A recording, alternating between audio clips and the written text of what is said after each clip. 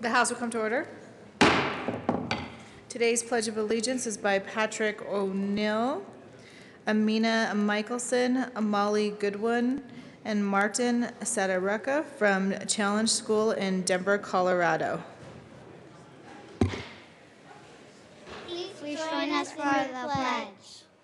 I pledge allegiance to the flag of the United States of America and to the republic for which it stands, one nation, under God, indivisible, with liberty and justice for all. Mr. Randall, please call the roll.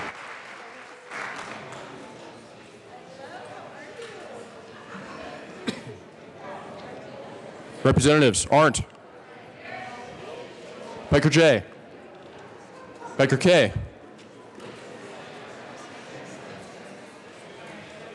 K. Becker,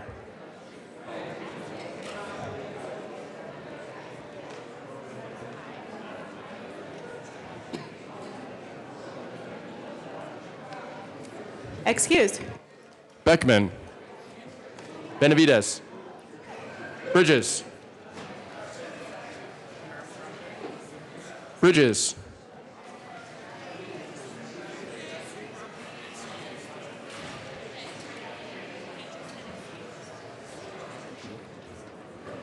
Buck, Buckner,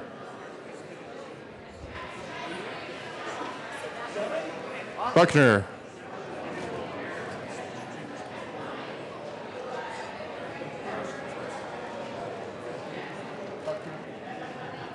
Excuse. Carver, Catlin, Coleman, Covarrubias, Danielson, Escar, Everett,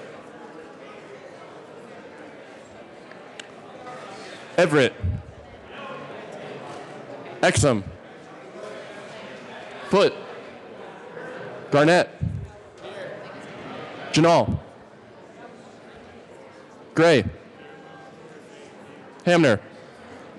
Hanson.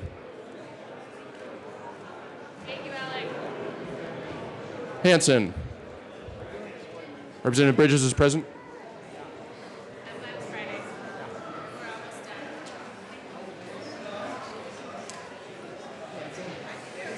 Excused. Herod. Wooten. Humphrey. Jackson. Kennedy.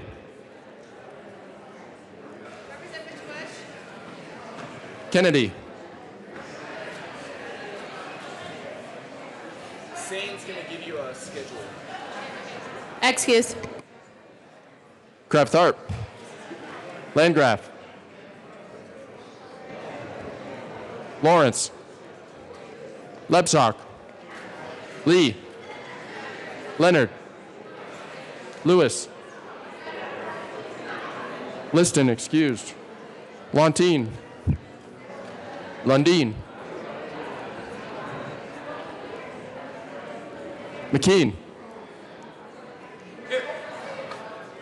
McLaughlin. Melton. Michelson Janae. Mitch Bush. Mitch Bush.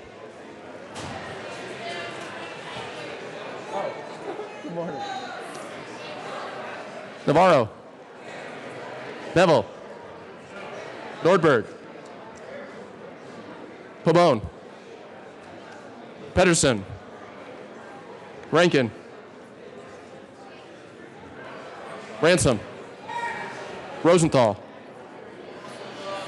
Sane.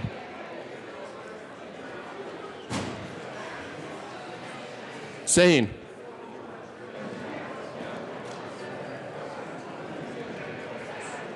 Salazar. Sias. Singer.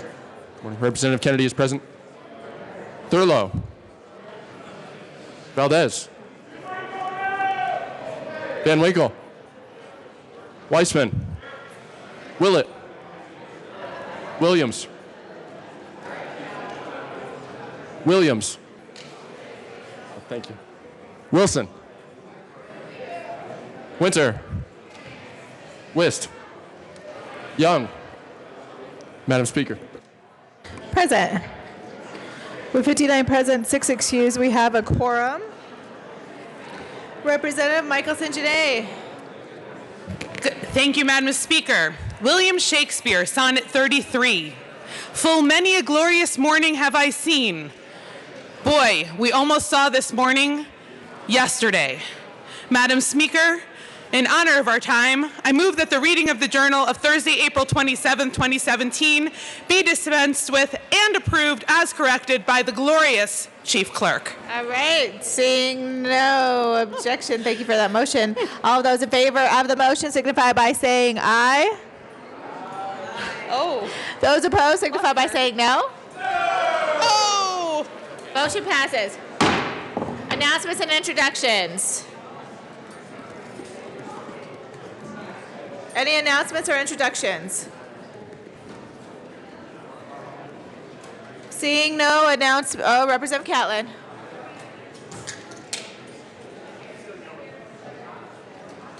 Thank you, Madam Speaker.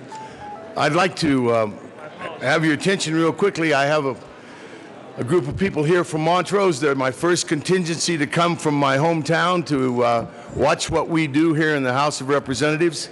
I'd like them to stand up. They're from Montrose, and I want you to know they're the best people I know down there. They were the first ones to come and see me. Thank you so very much. Please give them a hand. Thank you, Representative Catlin. Thank you for joining us today. Representative Valdez. Good morning. Thank you, Madam Speaker. It's an honor to serve with you. It is an honor to serve with you, too. I also have some constituents here in the House, in the back, all the way from House District 62. Members, let's give them a welcome.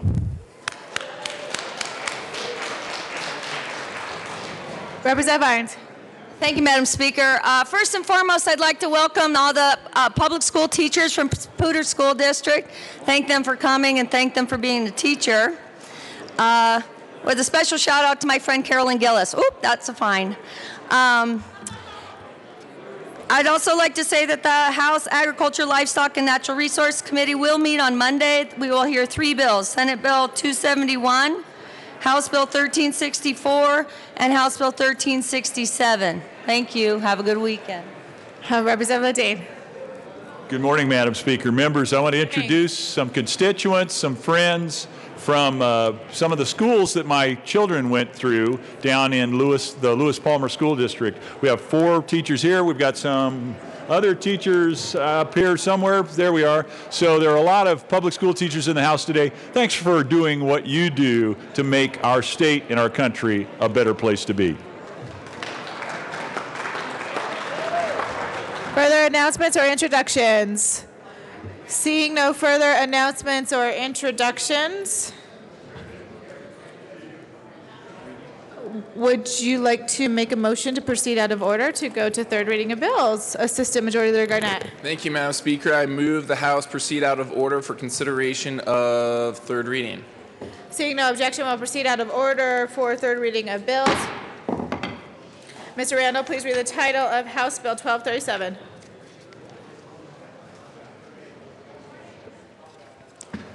House Bill 1237 by Representative Hamner, also under quorum, concerning the State Personnel Director's authority to allow local government to provide health benefits to its employees through state employee group benefit plans. Assistant Majority Leader Garnett.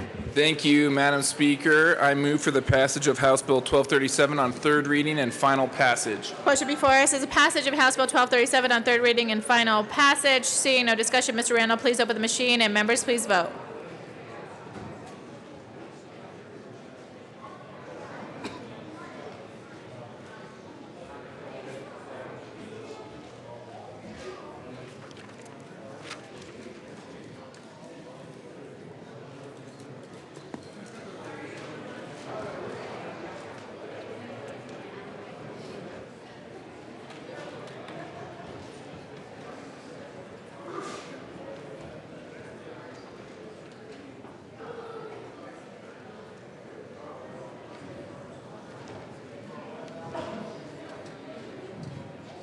Representative Danielson, Representative Landgraf, Singer, Thurlow.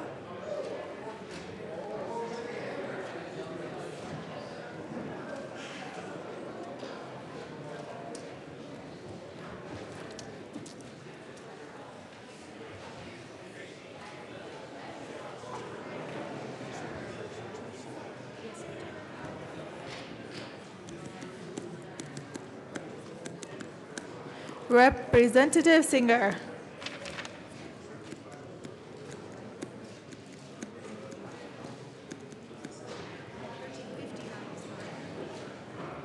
Representative Landgraf. Representative Black, should I just excuse her? Come right now. She's coming. Okay.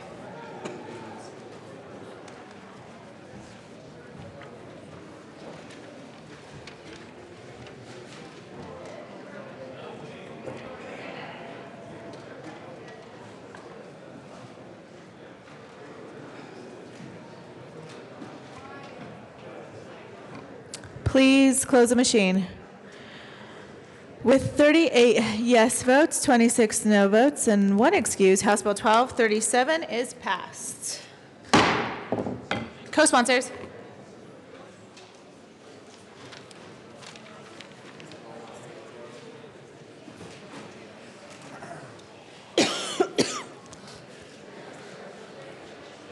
Please close the machine. Mr. Randall, please read the title of House Bill 1286. House Bill 1286 by Representative Vescar, also under Crowder, concerning contract requirements for health insurance carriers that offer health benefits to state employees. Assistant Majority Leader Garnett. Thank you, Madam Speaker. I move for the passage of House Bill 1286 on third reading and final passage. Question before us is a passage of House Bill 1286 on third reading and final passage. Seeing no discussion, Mr. Randall, please open the machine, and members, please proceed to vote.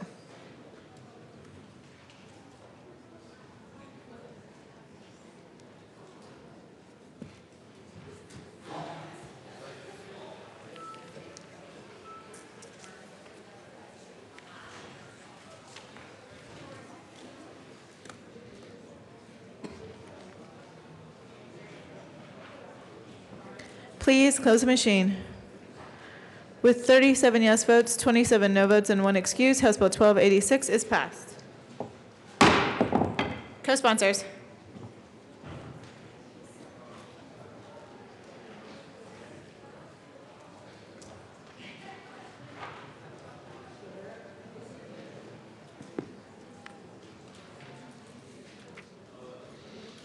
Co-sponsors.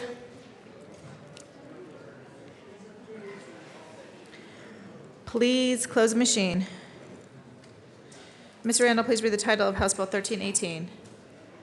House Bill 1380, by Representative Janela, Senators Quorum and Gonzalez, concerning an annual report on pharmaceutical costs. Assistant Majority Leader Garnett. Thank you, Madam Speaker. I move for the passage of House Bill 1318 on third reading and final passage. Question before us is the passage of House Bill 1318 on third reading and final passage. Seeing no discussion, Mr. Randall, please open the machine, and members, please proceed to vote.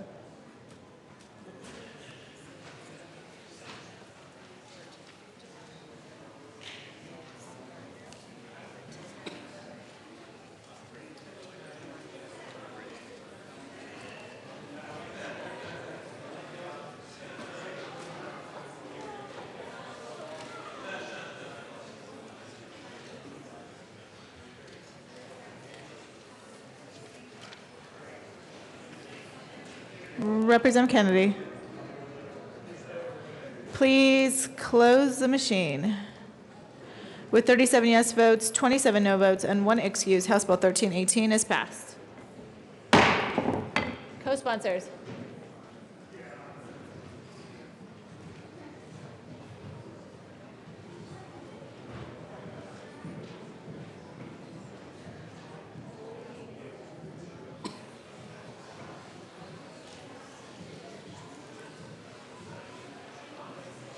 Please close machine.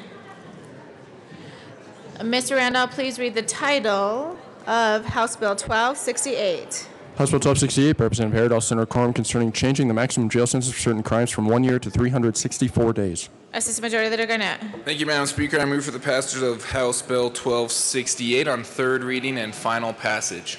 Question before us is the passage of House Bill 1268 on third reading and final passage. Seeing no discussion, Mr. Randall, please open the machine, and members, please proceed to vote.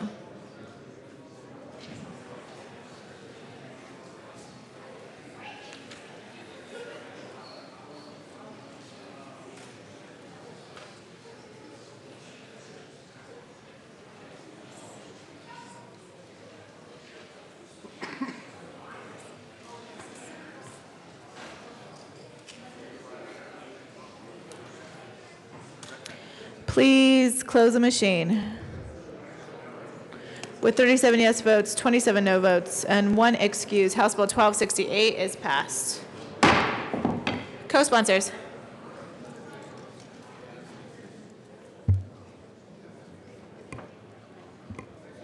Representative Covarrubias. Thank you, Madam Speaker. I respectfully request my name be removed from House Bill 1268, please. Representative Covarrubias' name will be removed.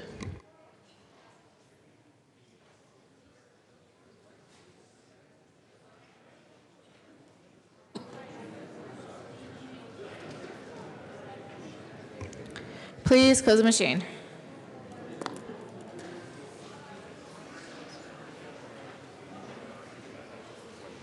Mr. Randall, please read the title of House Bill 1307. House Bill 1307, by Representative Winter, all Senators Moreno and Fields, concerning the creation of a family and medical leave insurance program. Assistant Majority Leader Garnett. Thank you, Madam Speaker. I move for the passage of House Bill 1307 on third reading and final passage. Question before us is a passage of House Bill 1307 on third reading and final passage. Seeing no discussion, Mr. Randall, please open the machine, and members, please vote.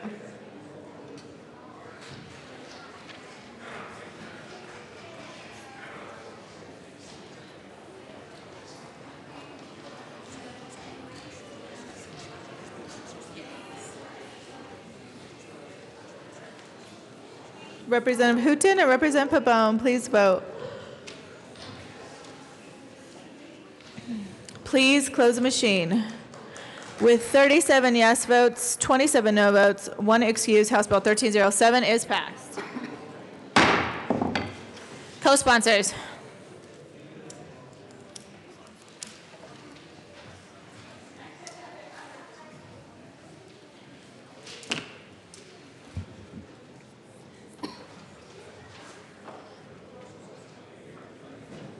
Co-sponsors for Colorado families.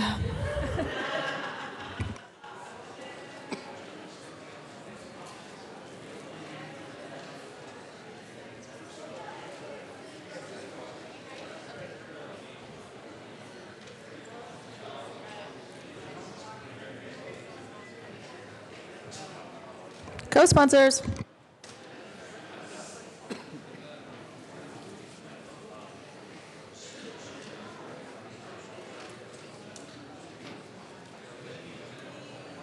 Please close the machine. Mr. Randall, please read the title of House Bill 1321. House Bill 1321 by Representatives Art and Wilson, House Representatives Quorum and Finberg, concerning the Parks and Wildlife Commission's authority to set certain charges to be assessed on people engaging in activities regulated by the Division of Parks and Wildlife in connection therewith, setting certain hunting, fishing, parks, and recreation fees and fines, creating aquatic nuisance species, secret and associated fee structure, and requiring reporting by the Division of Parks and Wildlife and fee amounts and demand for lands by non-consumable users.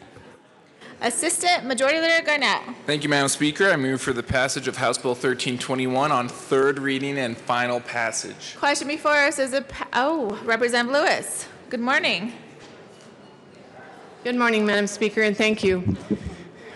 I wanted just to remind you, I realize it was a short night, and I thank you for listening to me yesterday evening, but I want to remind you that this particular bill, House Bill 1321, has the amendments attached.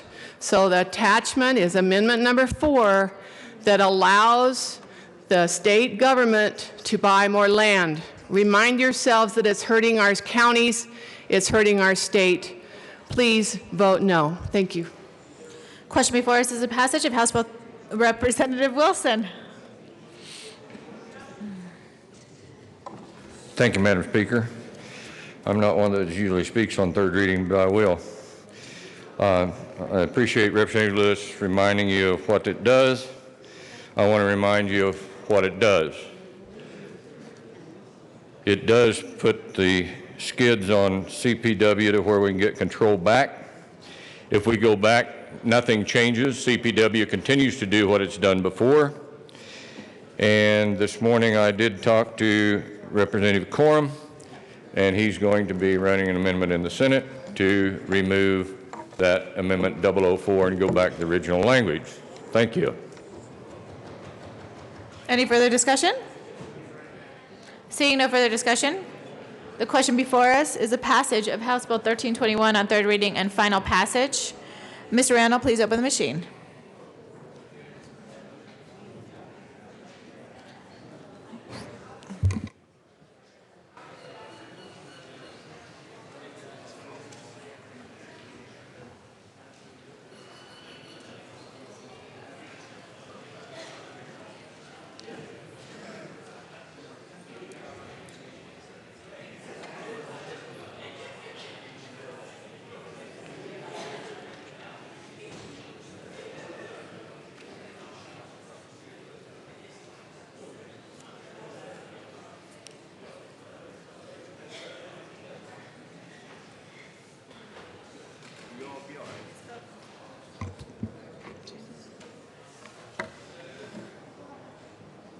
What is this doing? Please close the machine. With 42 yes votes, 22 no votes, and 1 excuse, House Bill 1321 is passed. Co-sponsors.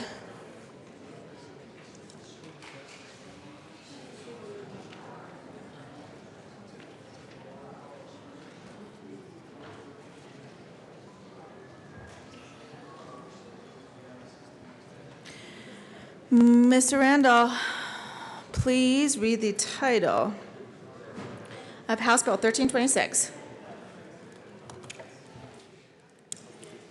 House Bill 1326 by Representative Lee, Senators Gardner and Kagan, concerning creation of the Justice Reinvestment Crime Prevention Initiative and in connection with funding the initiative through savings created by parole reforms. Assistant Majority Leader Garnett. Thank you, Madam Speaker. I move for the passage of House Bill 1326 on third reading and final passage. Question before us is a passage of House Bill 1326 on third reading and final passage. Seeing no discussion, Mr. Randall, please open the machine, and members, please proceed to vote.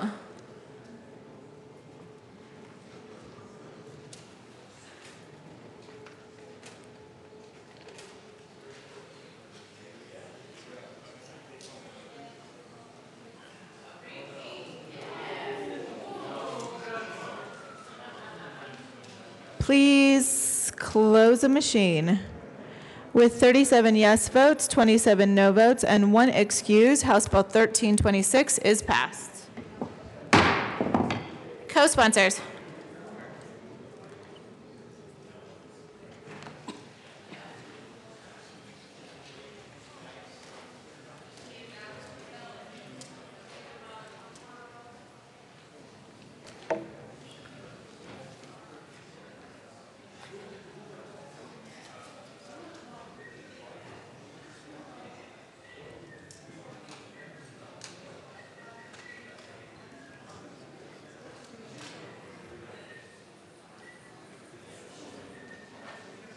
Please close the machine. Ms. Randall, please read the title of House Bill 1342. House Bill 1342 by Representatives Benavides, also Senator Crowder, concerning authorization for county to submit a ballot question for county public safety improvements tax at a biennial county or November odd year election. Assistant Majority Leader Garnett. Thank you, Madam Speaker. I move for the passage of House Bill 1342 on third reading and final passage. Question before us is a passage of House Bill 1342 on third reading and final passage. Seeing no discussion, Mr. Randall, please open the machine, and members, please proceed to vote.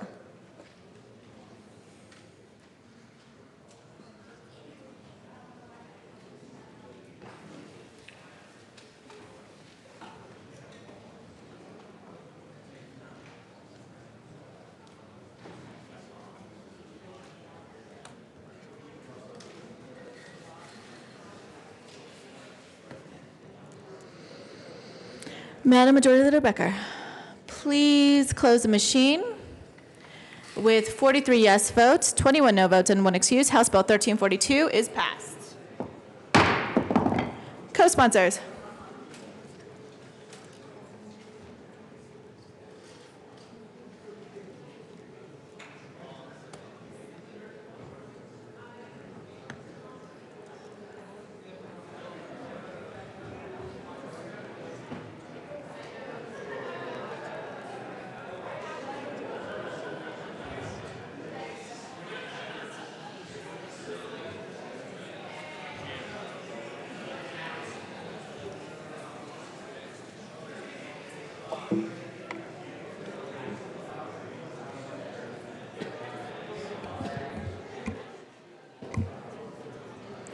Please close the machine. Mr. Randall, please read the title of House Bill 1349. House Bill 1349 by Representatives Pavone and Van Winkle, Senators Neville and Court, concerning the establishment of the ratio evaluation for assessment of residential real property. Assistant Majority Leader Garnett. Thank you, Madam Speaker. I move for the passage of House Bill 1349 on third reading and final passage. Question before us is a passage of House Bill 1349 on third reading and final passage. Seeing no discussion, Mr. Randall, please open the machine, and members, please vote.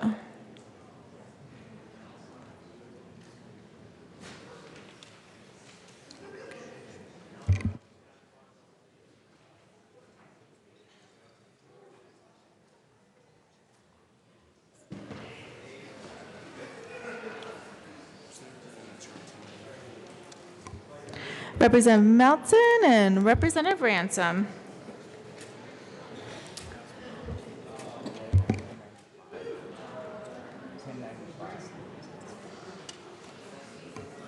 Please close the machine. With 64 yes votes, 0 no votes, and 1 excuse, House Bill 1349 is passed. Co-sponsors.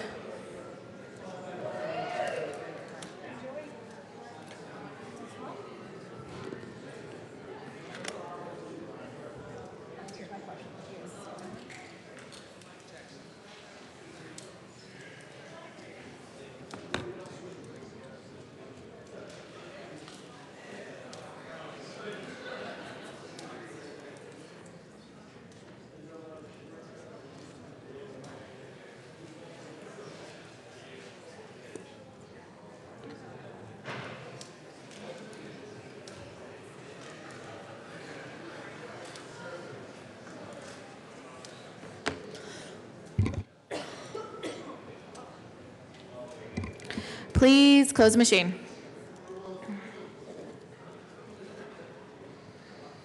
Mr. Randall, please read the title of House Bill 1357. House Bill 1357 by Representative Pomona, Senators Cook and Williams, concerning modifications to the Skilled Worker Training Program administered by the Department of Labor and Employment. Assistant Majority Leader Garnett. Thank you, Madam Speaker. I move for the passage of House Bill 1357 on third reading and final passage. Question before us is a passage of House Bill 1357 on third reading and final passage. Seeing no discussion, Mr. Randall, please open the machine, and members, please proceed to vote.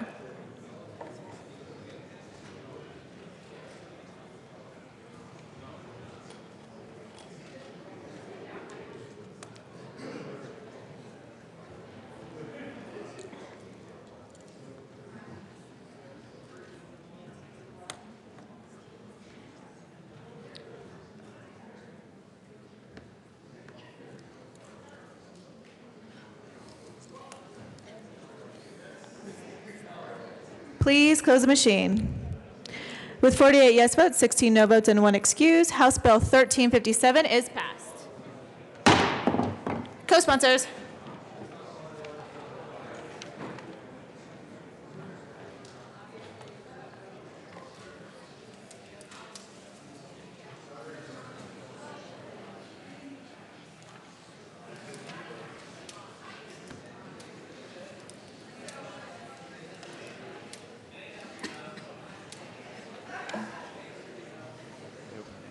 Okay. Please close the machine.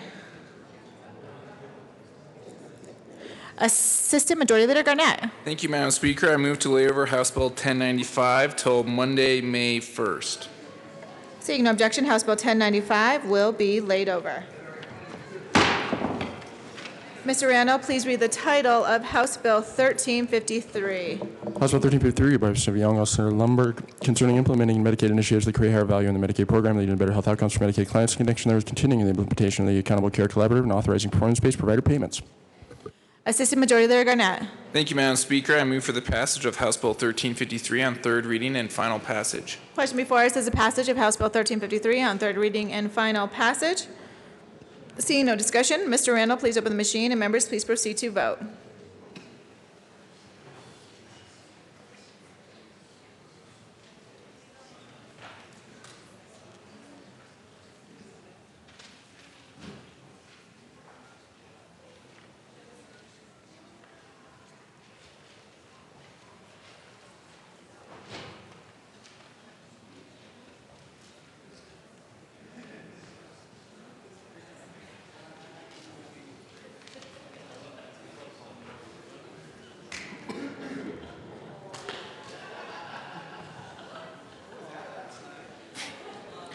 Please close the machine. With 39 yes votes, 25 no votes, and 1 excuse, House Bill 1353 is passed. Co-sponsors.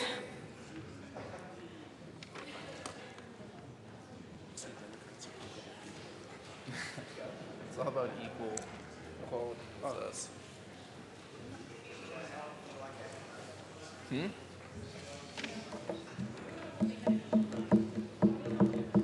That's right. Equal hugs for everyone.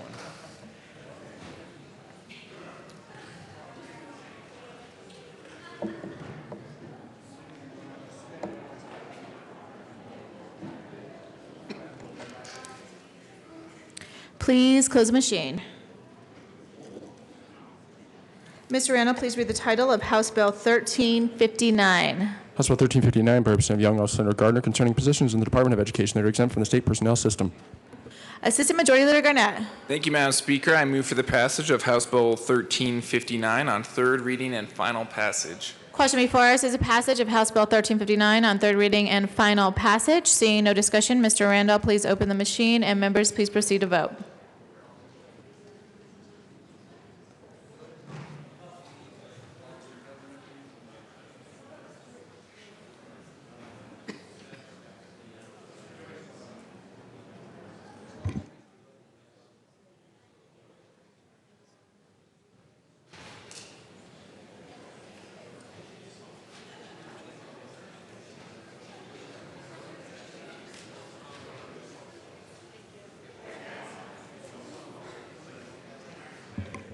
Please close the machine. With 64 yes votes, 0 no votes, House Bill 1359 is passed. Co-sponsors.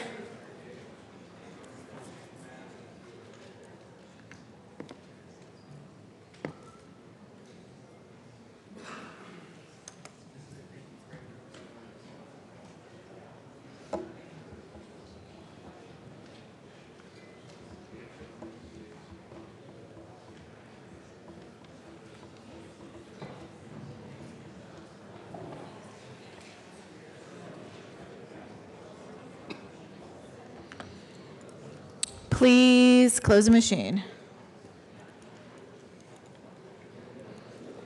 Mr. Randall, please read the title of House Bill 1354. House Bill 1354 by Representatives Baker Cahill, Senators Peel and Cavallo, concerning the collection of delinquent taxes on certain mobile homes. Assistant Majority Leader Garnett. Thank you, Madam Speaker. I move for the passage of House Bill 1354 on third reading and final passage. Question before us is a passage of House Bill 1354 on third reading and final passage. Seeing no discussion, Mr. Randall, please open the machine, and members, please proceed to vote.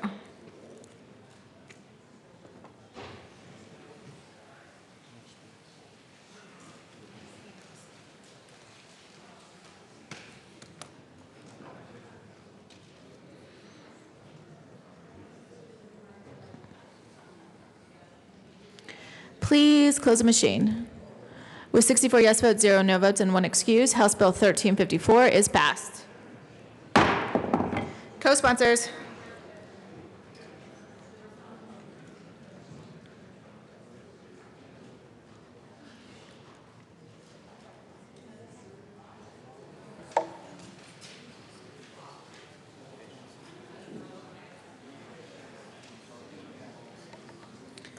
Please close the machine.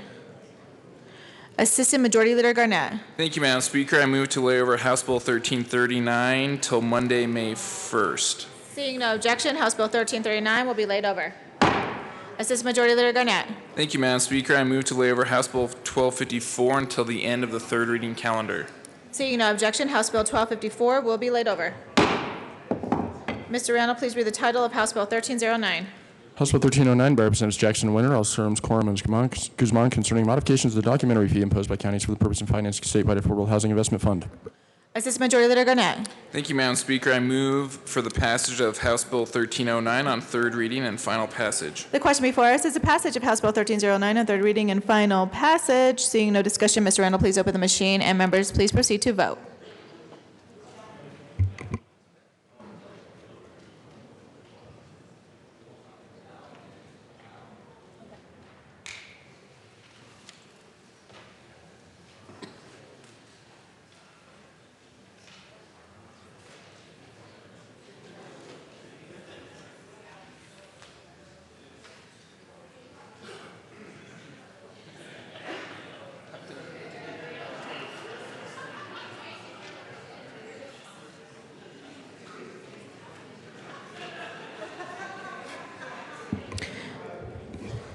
Please close the machine.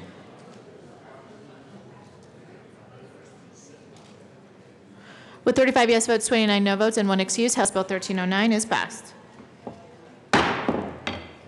Co-sponsors.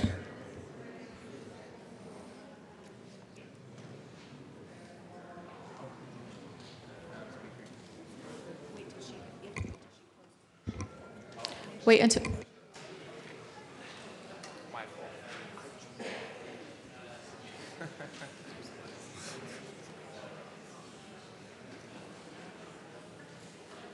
Co-sponsors.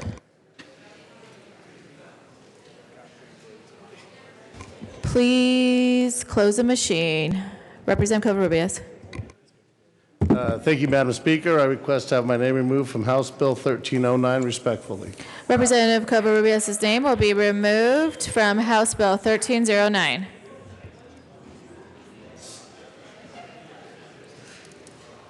Mr. Randall, please read the title of Senate Bill 232.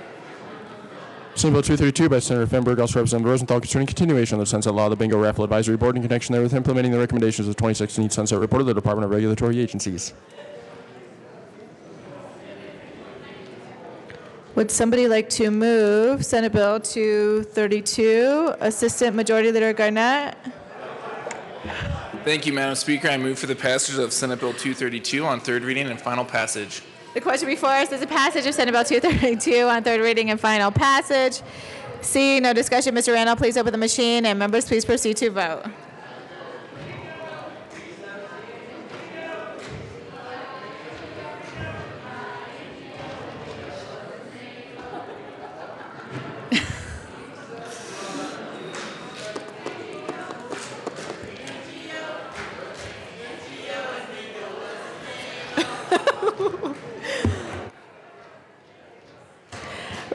Representative Bridges, Representative Escar, Representative Jackson, Representative Lebsack, Representative Pabon, and Representative Willett, please vote.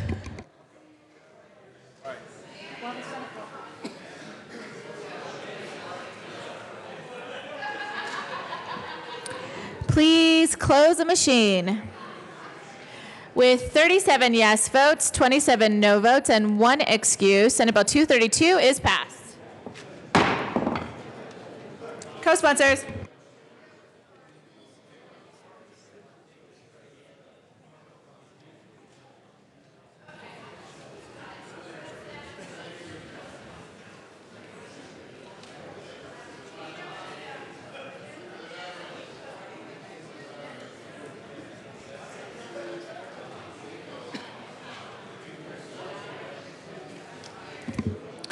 Please close the machine. Mr. Randall, please read the title of Senate Bill 237. Senate Bill 237 by Senators Gardner and Marble, House Representatives Norberg and Garnett, concerning the age of employees permitted to sell alcohol beverages to specified establishments licensed to sell alcohol beverages for consumption on a licensed premise. Assistant Majority Leader Garnett. Thank you, Madam Speaker. I move for the passage of the best bill of the day, Senate Bill 237, on third reading and final passage. Question before us is a passage of Senate Bill 237 on third reading and final passage. Seeing no discussion, Mr. Randall, please open the machine, and members, please proceed to vote.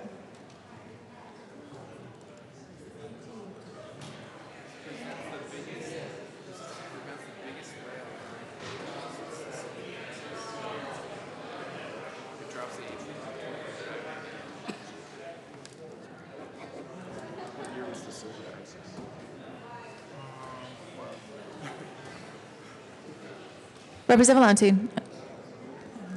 Please close the machine. With 62 yes votes, 2 no votes, Senate Bill 237 is passed. Co-sponsors.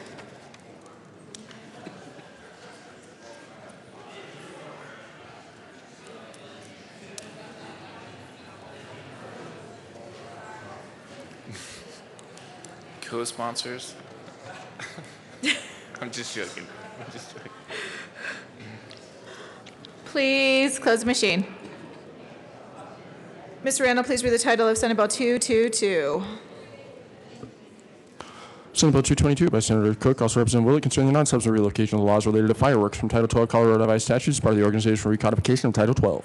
Assistant Majority Leader Garnett. Thank you, Madam Speaker. I move for the passage of Senate Bill 222 on third reading and final passage. Question before us is a passage of Senate Bill 222 on third reading and final passage. Seeing no discussion, Mr. Randall, please open the machine, and members, please proceed to vote. Members, it's getting pretty loud out there.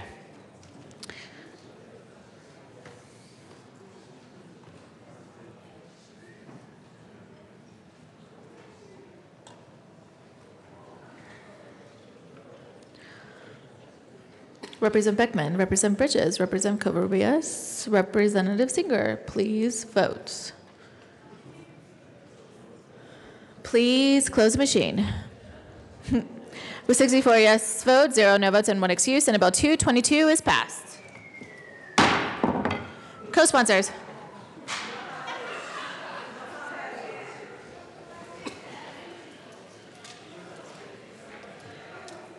Please close the machine. Mr. Randall, please read the title of Senate Bill 269. Senate Bill 269 by Senators Marble and Aguilar, House Representatives Warner and McKean, concerning the exclusion of specified non-alcoholic products from the calculation of the maximum amount of a retail liquor store's annual gross sales revenue that may be derived from sale of non-alcoholic products. Assistant Majority Leader Garnett. Thank you, Madam Speaker. I move for the passage of Senate Bill 269 on third reading and final passage. Question before us is a passage of Senate Bill 269 on third reading and final passage. Seeing no discussion, Mr. Randall, please open the machine, and members, please proceed to vote.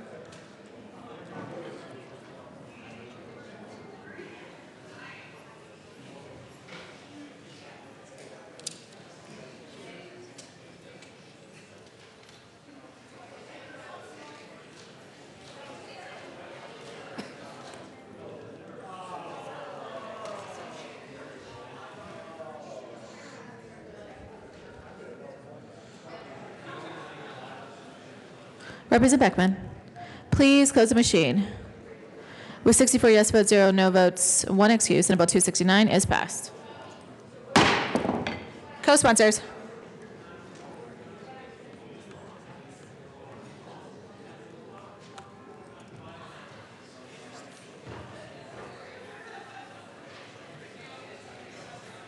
Please close the machine.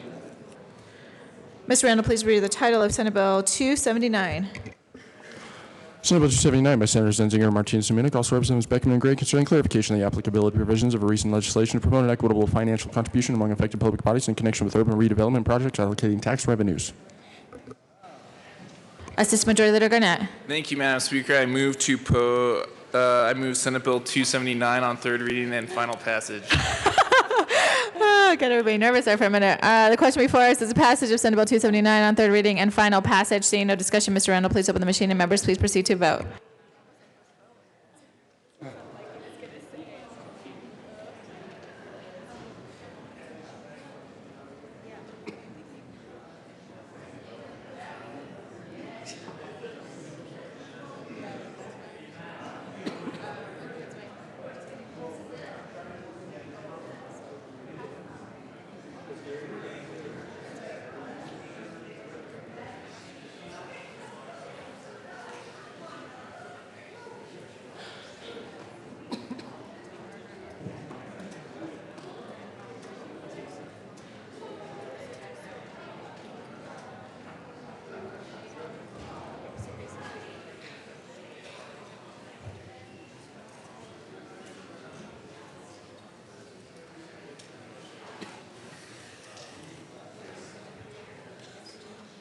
Please close the machine.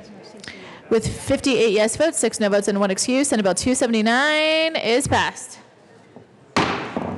Co-sponsors.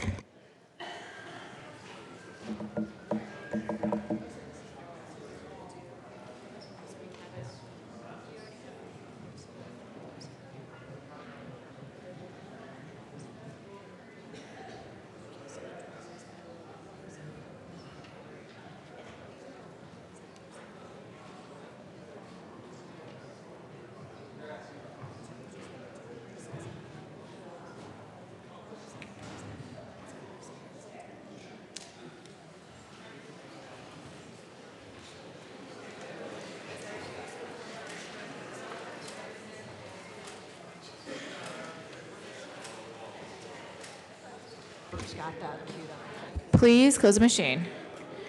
Mr. Randall, please read the title of Senate Bill 272. Senate Bill 272 by Senator Priol, also Representatives Pedersen and Lundin, concerning adding a measure relating to demonstration college career readiness for determining a local education provider's attainment of the post-secondary workforce readiness performance indicator. Assistant Majority Leader Garnett. Thank you, Madam Speaker. I move for the passage of Senate Bill 272 on third reading and final passage. The question before us is the passage of Senate Bill 272 on third reading and final passage. Seeing no discussion, Mr. Randall, please open the machine, and members, please proceed to vote.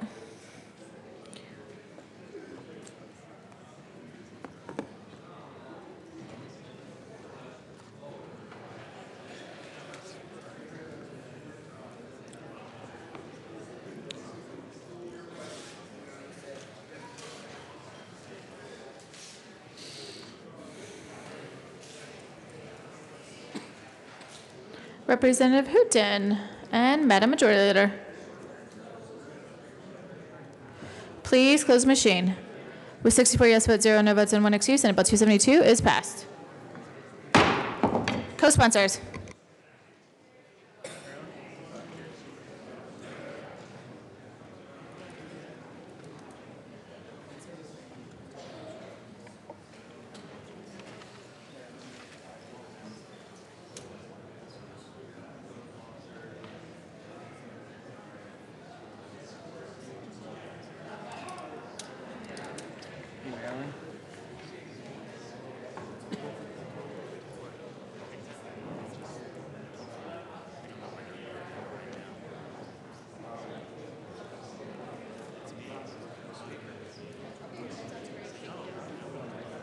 Please close the machine.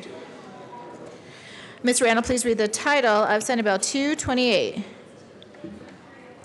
Senate Bill 228 by Senator Gardner, also Representative Lewis, concerning the non-substantive relocation of laws related to licenses granted by local governments from Title 12 Colorado Revised Statutes as part of the organizational recodification of Title 12. Assistant Majority Leader Garnett. Thank you, Madam Speaker. I move for the passage of Senate Bill 228 on third reading and final passage. The question before us is the passage of Senate Bill 228 on third reading and final passage. Seeing no discussion, Mr. Randall, please open the machine, and members, please proceed to vote.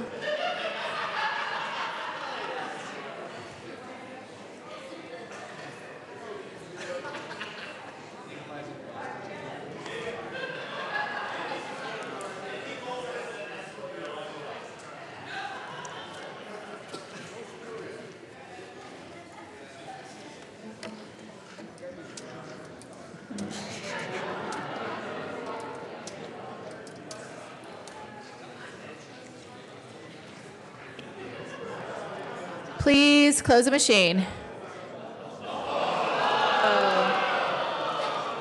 With 64 yes votes, 0 no votes, and 1 excuse, Senate Bill 228 is passed. Co-sponsors.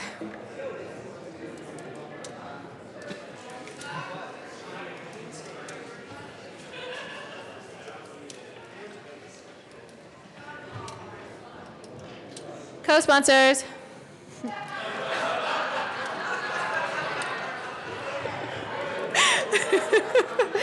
I'm not sure how many people want to co-sponsor that, but please close the machine.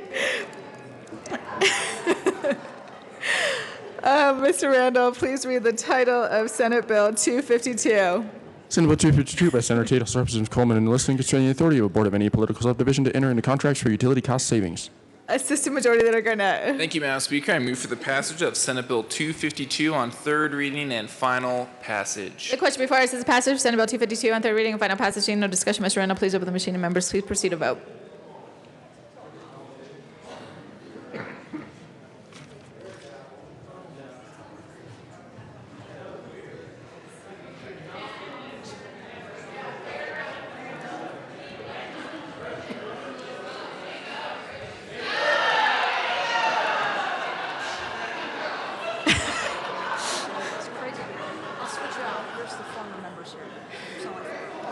Fantastic.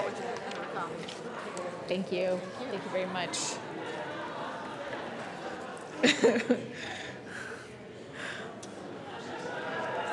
Please close the machine. With 64 yes votes, 0 no votes, 1 excuse, Senate Bill 252 is passed. Co-sponsors.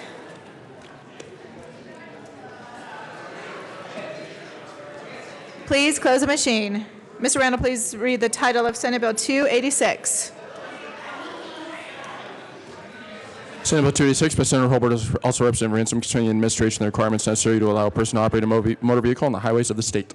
Assistant Majority Leader Garnett. Thank you, Madam Speaker. I move for the passage of Senate Bill 286 on third reading and final passage. Question before us is the passage of Senate Bill 286 on third reading and final passage. Seeing no discussion, Mr. Randall, please open the machine, and members, please proceed to vote.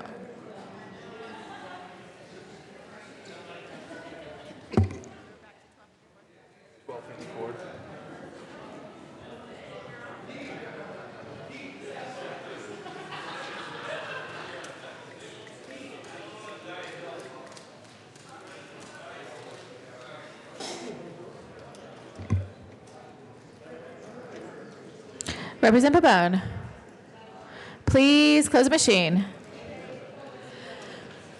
With 64 yes votes, 0 no votes, and 1 excuse, Senate Bill 286 is passed. Co-sponsors.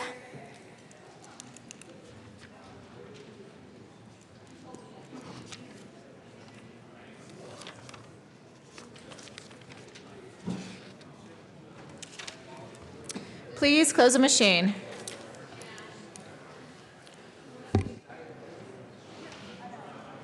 We are back to House Bill 1254. Mr. Randall, please read the title of House Bill 1254. House Bill 1254 by Representatives Becker, Kane, Salazar, also Senator Kagan, concerning the elimination of the cap on non-economic damages of the wrongful death of a minor child. Assistant Majority Leader Garnett. Thank you, Madam Speaker. I move for the passage of 1254 on third reading and final passage. Question before us is the passage of House Bill 1254 on third reading and final passage. Seeing no discussion, Mr. Randall, please open the machine, and members, please vote.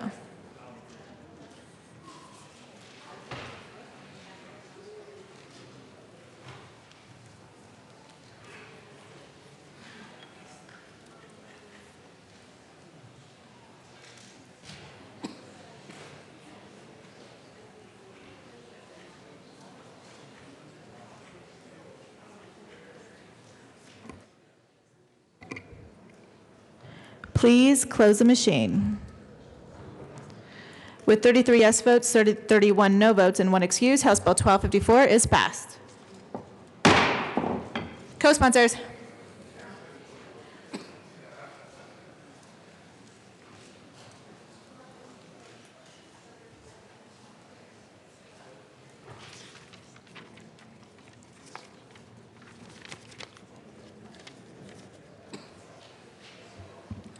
Please close the machine.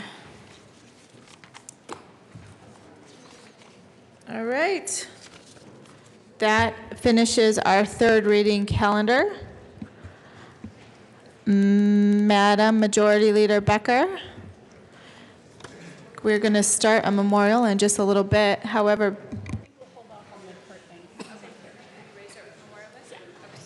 all right, that takes us back to the consideration of memorials. Madam Majority Leader Becker. Thank you, Madam Speaker. I move to proceed out of order for the consideration of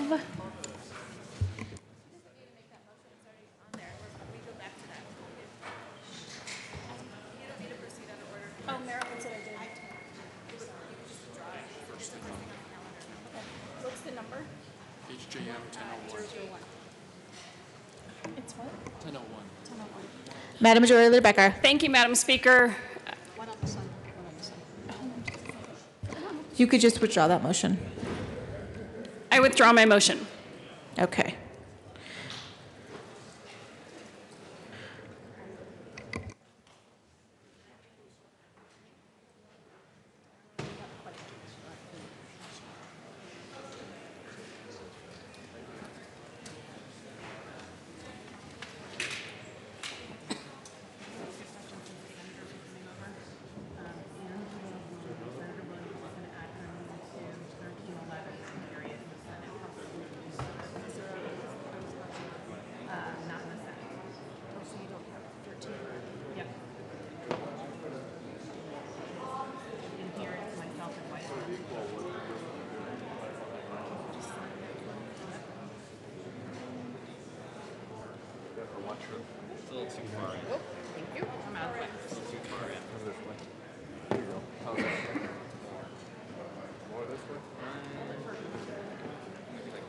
Keep going.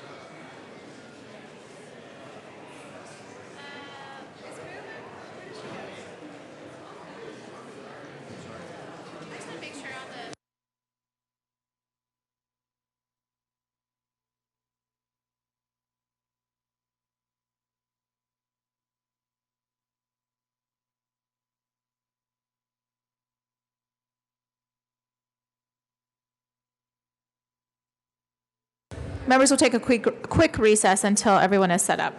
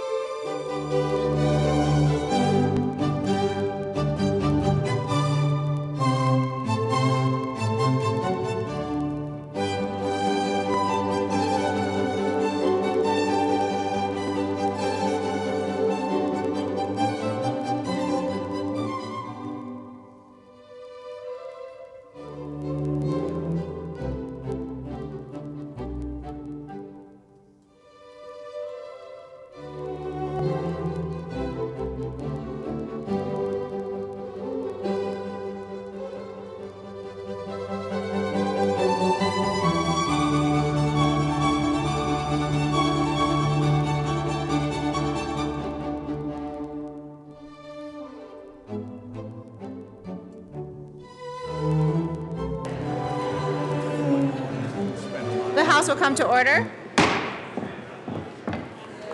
All right, Ransom. Members, we are in consideration of a memorial, HJM 1001. Representative Sane. Thank you, Madam Speaker. I move for the adoption of HJM 1001. But before we adopt the memorial, I move amendment L002 and request that it be displayed. Properly moved, and we are working on getting the amendment displayed. Thank you, Madam Speaker. This particular amendment adds a few pieces of languages that were requested by some of the family and friends of Senator Armstrong. Would you like to tell us what it is? Yes, Madam Speaker. Whereas CCU is an important institution equipping graduates and an educational workforce with high ethical values and a Christ-motivated desire to serve the most vulnerable in our Colorado communities, and this was reflected in Senator Armstrong's legacy. And whereas Senator Armstrong and his wife Ellen had a heart for persecuted Christians and Jews all over the world, the poor and the unborn, and they used their influence in the public square to improve the plight of the needy, the lost, and the lowest of our brothers and sisters. Question before us is the adoption of L002. All of those in favor signify by saying aye. Aye. Those opposed signify by saying no. L002 is adopted. Representative Sane. Madam Speaker and members, I move for the adoption of HJM 1001 as amended and request that it be read at length. House Joint Memorial 1001 by Representative Sane and Ransom, also Senators Holbert and Lundberg. Memorializing former Senator William L. Armstrong. Whereas, our respected former colleague, William L. Armstrong, a past member of the Colorado General Assembly, departed this life on July 5th, 2016, at the age of 79. And whereas Senator Armstrong was born in Fremont, Nebraska, on March 16th, 1937. And whereas at an early age, Senator Armstrong had his first foray into politics when he appeared before the Fremont City Council in support of a measure to treat animals more humanely at the local dog shelter. His love of animals continued throughout his life. And whereas after graduating from Lincoln Northeast High School in 1954, Senator Armstrong went on to attend Tulane University and the University of Minnesota before serving in the United States National Guard from 1957 to 1963. And whereas Senator Armstrong married Ellen M. Eaton and had 2 children, Anne and Will. And whereas Senator Armstrong fell in love with broadcasting and started working at radio stations at a young age, at 22, he bought a radio station on the outskirts of Denver, KOSI AM, and began a successful career in radio. And whereas throughout his media profession, Senator Armstrong was president of KOSI and KEZW radio stations in Denver, president of the Ambassador Media Corporation, which owned television stations in Idaho and Wyoming, and president of the Colorado Springs newspaper, the Colorado Springs Sun. And whereas at the age of 25, Senator Armstrong's career as an elected official began when he was elected to the Colorado House of Representatives in 1963. And whereas Senator Armstrong later served in the Colorado Senate from 1965 to 1972, eventually becoming Senate Majority Leader. And whereas in 1972, Senator Armstrong was elected to the United States House of Representatives after winning a newly created seat in the eastern suburbs of Denver. And in 1978, he was elected to the United States Senate.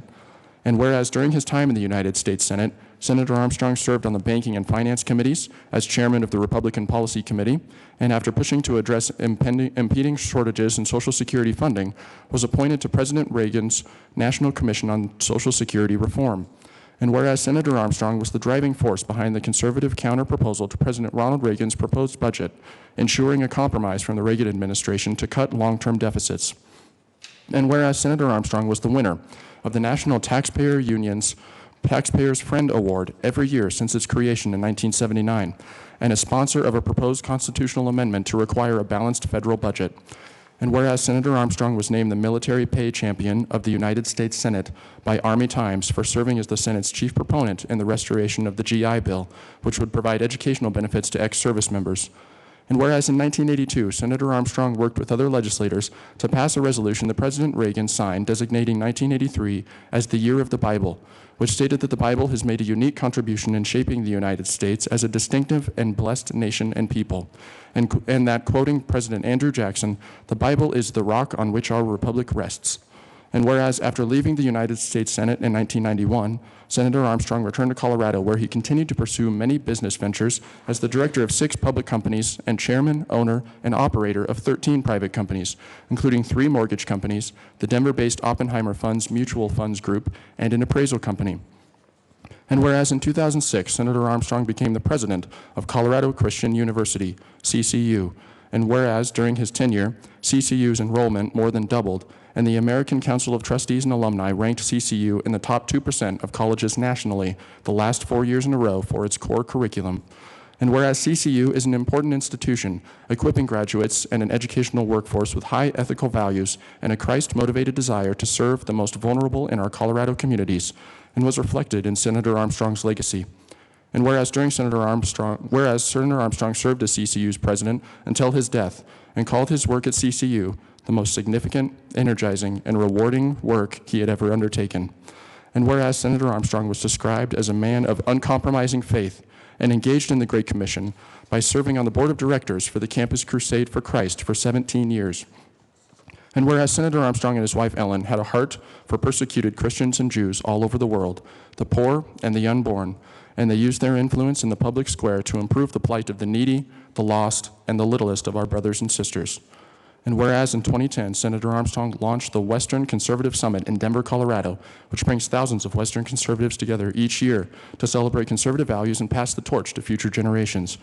And whereas Senator Armstrong is heralded as one of the most influential politicians in Colorado history, hailed by members of both parties for his service to both Colorado and the country, and will be remembered for his faith, joy, and the legacy he leaves behind. Now therefore be it resolved by the House of Representatives of the 71st General Assembly of the State of Colorado, the Senate concurring herein, that in the death of William L. Armstrong, the people of the state of Colorado have lost a dedicated public servant, spiritual leader, and outstanding citizen, and that we, the members of the Senate and the House of Representatives of the 71st General Assembly, do hereby extend our deep and heartfelt gratitude to the members of his family and pay tribute to a man who served the state well and faithfully. Representative Sane. Thank you, Madam Speaker. And as an additional tribute to CCU Day at the Capitol, I ask this short video be shown.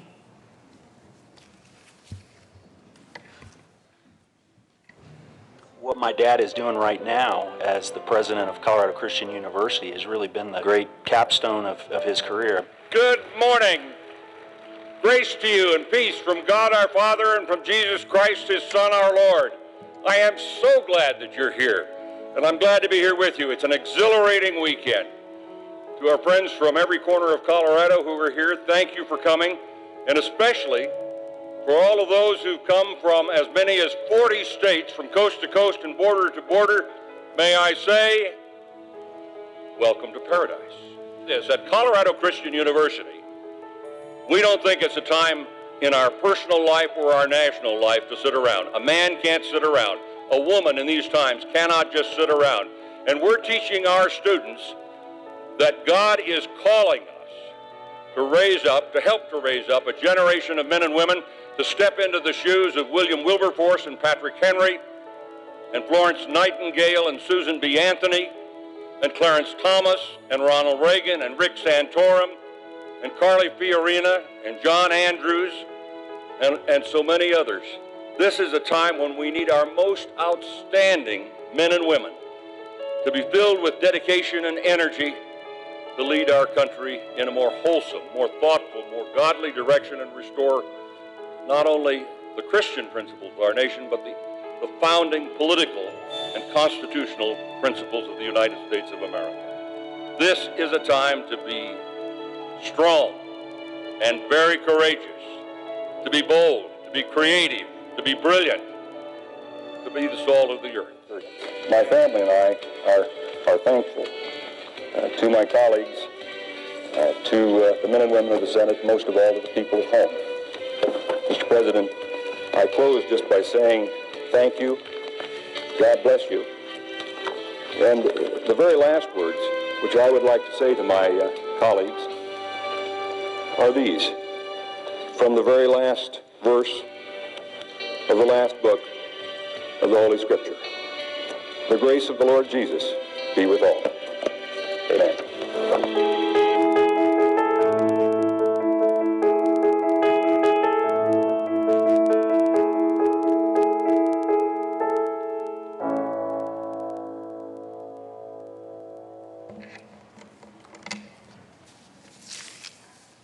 Representative Zane. Thank you, Madam Speaker. It's an honor to serve with you. It's an honor to serve with you as well. First of all, welcome. Members of the House and Senate, friends and family, students at Colorado Christian University. I am honored to present this memorial today with Representative Ransom for former House member and Senate Majority Leader Bill Armstrong. I have noticed in my talks with several of you that the name of Senator Bill Armstrong evokes a wistful longing in the hearts of so many, inside and outside of this chamber. People have spoken to me of the power that emanated from Bill. You didn't have to be his child to know he represented something lost in Eden long ago, a familiarity with the one who loves us. Bill drew so many in because he reflected a fatherhood that some may have never experienced. Senator Armstrong was a spiritual father for the spiritually wounded and famished, and he spoke boldly, plainly, to reach those ensnared in the leaven of worldly concerns. Senator Armstrong reflected the one whom he loved. Because the world is in conflict with God, it is also in conflict with us. The wind blows and we cannot see it, but we feel its effects. The same is true of the spiritual warfare raging all around us. Senator Armstrong would go into those stumbling around on the battlefield and lead out the wounded and scarred, lost lambs who didn't even know a battle was raging around them or that they were bleeding to death. And Senator Armstrong would tend to their wounds with his words of praise, words of comfort, maybe a joke or two, but sometimes he would just listen to the aching and grieving heart. And the weight of his listening mattered, as if everything you said mattered more to him than anything else, because you mattered more than anything else. You see, Bill reflected the one whom he loved, the character of the Father, listening in prayer. If we had spiritual eyes to see, we would see the battlefield clearly, see the lions marching in bondage, chains of slavery heavy on captive hearts. If we had eyes to see, we would see the mortar shells raining down on this very ground. In 2 Kings chapter 6, Elisha told his servant not to be afraid of the vast army of the king of Aram that surrounded them. Don't be afraid, the prophet answered.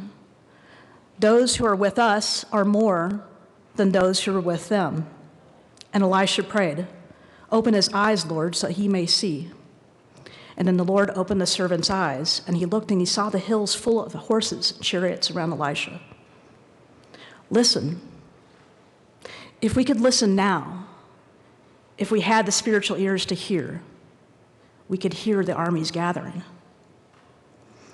Relationships are, by definition, personal. And it is right and good to share our personal stories today, because the relational experience is meant to be shared, to go deeper into the character of the best of us. And my relationship with Senator Armstrong has gotten a little bit more personal in the last year. I've had many conversations with Representative Ransom about a still small voice, giving me words of encouragement. It was gentle, it was persistent, and it was insistent. And I can swear it was Senator Armstrong following me around with a very distinctive theme. And if I were to distill all these impressions down to 3 words, the 3 most salient words would be lead them all. Well, what did that mean? At the time, Representative Ransom and I were at the Republican National Convention, so I assumed this message was pertaining to those in the Republican Party, from the conservative to the moderate. But after more time, it became clear that the message was also about libertarians. It would also pertain to Democrats, to independents, to the unaffiliated, to those who vote, to those who didn't vote, to anyone my life touched. And if anybody knows me, you know I'm a bit stubborn. You all know I like giving people a piece of my mind. So I gave the calling a piece of my mind, and I resisted with the usual excuses, why me, I'm not qualified, et cetera, et cetera. But it was made clear that I didn't need a title to lead. If you need a title to lead, then you are not called to leadership. I was just called to lead where I was. And if members, you have marked a change in me over the past year, is because of becoming more of who I am through whom the person Bill loves. Been trying really, really hard to be Senator Armstrong. This is impossible, but I take heart that this was also impossible for Bill. Impossible because even Senator Armstrong couldn't be Senator Armstrong without dwelling in the Holy Spirit. And that's why I'm encouraged in the fact that in the fullness of Christ, Senator Armstrong didn't give anybody a piece of his mind. He gave them the mind of Christ. Someday I have a great expectation to do the same. The reason I bring this story to light is I have been given the impression that many of you here on both sides of the aisle and in the gallery have been given exactly the same message. And I can tell by your faces that you have. God said, I am the God of Abraham, Isaac, and Jacob. He did not say, I was the God of Abraham, Isaac, and Jacob. Jesus corrected the Sadducees that God is the God of the living, not the dead. And Senator Armstrong believed he would be more alive than ever when he was with his Lord Jesus. He is healthful, joyful, and complete. And that is why it is more fitting that this memorial expresses gratitude instead of the usual expression of sympathy. Listen to the still, small voice. Listen. The enemy is not in this room, not the people in this room. Evil is real, but our true enemy is the powers of this dark world and the spiritual forces of evil in heavenly realms, not the folks on this side of the aisle or that. Even so, I need to ask your indulgence, friends, because Senator Armstrong was the de facto spiritual leader of my party. I need to address my side of the aisle for just a moment. The Republican Party was one of the great institutions that arose out of the conflict leading to the Civil War. It was the Abolitionist Party. The Republican Party fought for the 1875 Civil Rights Act. Republicans supported the women's right to vote since 1854 and led the effort 40 years until the 9th Amendment was passed. Then Republicans fought for the Civil Rights Act of 1964. But after the Nixon era, the Republican Party was reeling. And Senator Armstrong re-energized a party that looked in the mirror and had forgotten its own face. Even today, we don't tell our own story. Senator Armstrong's legacy continues today because the senator, he invested in the future greatest generation with his work at Colorado Christian University. CCU is both a Marine outpost and a battle for hearts and minds, as well as the residency program for the future physicians of the soul. I strongly suspected when I was writing this over the past year that Senator Armstrong wouldn't have wanted this memorial time to reflect only on him, but to the one whom he reflected and loved, Jesus, the greatest name, the only name that saves. This is a memorial in Senator Armstrong's honor, but it is also a rallying point. Don't you feel it? The weight of glory. We are more than conquerors in Christ, and Colorado is ground zero for the battle for the next generation. As more and more of our brothers and sisters are being led into slavery in this ever-mounting spiritual warfare, we need abolitionists more than ever from all parties and all corners. Do not forget who you really are. Lead them all to the one whom Bill loves. This country needs a third great awakening, and if it starts here, begins now in this place, this will be the most important work we will have ever done together in this chamber. Let's begin with Senator Armstrong's battle cry and repeat after me. Jesus, Jesus, Jesus. One more time. Jesus, Jesus, Jesus. Praise Jesus. We have many excellent guests sharing their personal stories today, but if in the meantime, if you need prayer over your mission, or if you have a response tugging at your heart, and you would like to know better the one that Bill loved, there are two people in this chamber who have offered to pray over you. Pastor Darbone, would you please stand? Pastor Dalbrone will be on this side of the chamber. And Representative Coleman, will you please stand? Brother Coleman will be available over on this side of the chamber. Thank you, gentlemen. Representative Ransom. Representative Ransom. Thank you, Madam Speaker. It is such an honor to be able to be part of this memorial resolution today. When I first moved here back in the late 80s and was just wanting to get involved in politics, I started asking questions. Who do I need to talk to? Who do I need to find? Mentoring to learn about what happens in Colorado. Because obviously I moved from another state where politics and voting and caucus didn't happen there.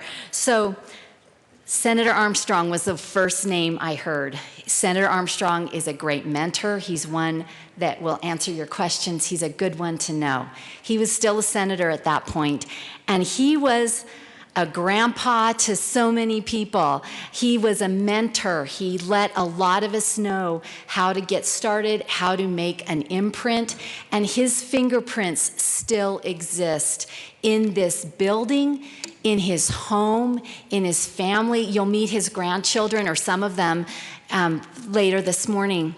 You can see him still alive here through his family, his progeny, and then also the people that he taught through the years and got into various places, and not just in politics. We can't talk about Senator Armstrong without including his faith. As you can tell, it's an integral part of who he is and who he was as he walked here, as we knew him, as he hugged us, as we talked with him. But he did a lot else too. I wish some of you could have been to his funeral last summer. It was a memorial service, actually, and I'll talk a little bit about that in just a second. But there were some wonderful stories told. When he was 8 years old, he hooked up a phone in his basement all by himself, called his dad at work and said, "Hey, Dad, how's work going?" I mean, at 8 years old, and remember, this is before cell phones, but he figured out how to wire in a phone and hook it up. What a fun story. I mean, the man, and there are lots of stories about him that I hope you'll hear over the next few minutes. And I wish his daughter could come up and tell the story that Representative Sain just mentioned a moment ago, the rallying cry of Jesus, Jesus, Jesus. I'll tell you about that in just a second. But I want to also mention that as my children were growing up, and the last two were going to a high school, I found out that a couple of my kids' classmates were named Armstrong. Immediately figured out who they were, that they were Senator Armstrong's grandchildren. And I don't think they realized how much in awe I was of that name because of who their grandpa was. I don't think they knew me because they would have been little when I first was working with their grandpa and knew who he was and what an impact he has had on our state. But here his kids were going to school with, his grandchildren were going to school with my kids. And I think I haven't expressed to them how much I admired their grandfather and also their parents. If I haven't done it sufficiently, let me do so now. We will be introducing you all later. But again, I want to just let you know that the connections throughout Colorado just don't stop. So the rules of the House prevent people from coming up here and speaking if they're not former members. Right now, I would have really wished that I could have Senator Armstrong's daughter come up and tell you the story of Jesus, Jesus, Jesus and how that got started. But I will have to restate it based on, I'd heard it before over the years, but then I heard it again at his service last summer. And that is why Representative Sain and I are wearing the buttons. But he was speaking at a group, just at a fundraiser years ago, and was making a speech for the fundraiser and said, "I am going to say something so controversial." He goes, "Wait for it. This is so politically incorrect. I'm going to say it. I'm going to say it. You haven't heard this before in a venue like this. but I'm going to say it, Jesus. And the place was just silent. You could have heard a pin drop. And he said, this is politically incorrect. It's not correct to say the name of Jesus in public. It's in this type of area. It's not correct. It's not appropriate. He goes, but I'm going to say it again, Jesus. He goes, Jesus, Jesus, Jesus. And say it with me, Jesus, Jesus, Jesus. He had the entire room on its feet chanting with him. This was like insurance people at a fundraiser, because he was expressing his faith in a real personal way and how it works with him, which is why we wanted to have this part of the memorial, because you cannot talk about Senator Armstrong without including who he was. He passed and was responsible for good laws that I can guarantee people on both sides of this aisle would be completely in support of. Things like child support for single moms, things like that. There were some good bills, great bills that he passed. But the faith was such a huge part of him, we cannot leave it out of this memorial, and be true to him, to his family, to ourselves, or to our Lord. So, right after the memorial service, Representative Sain and I had talked. We knew that this memorial, that today, the joint memorial was going to be happening. And I checked with the people that made these buttons and requested a whole sack of them. And Representative Buck here is going to pass them out. I hope that everybody here will think about taking one. I hope you'll wear one. I hope you'll keep it. These are wonderful memorials, a wonderful memento of somebody that has done something great in our state in so many areas. So with that, the baskets are passing around. If you're brave enough to wear one, I hope you will. I'll be wearing mine. I hope you all will too. Again, you heard from Representative saying that there are people here if you have questions about anything we've said. I'm always available, so we are here. With that, I think I'll sit down and let some of our other House members get up and talk about Senator, even though I think some people call him Bill. Sometimes I thought of him as that way, but to his face, I could never say anything but Senator. Thank you, Madam Speaker. Representative Everett.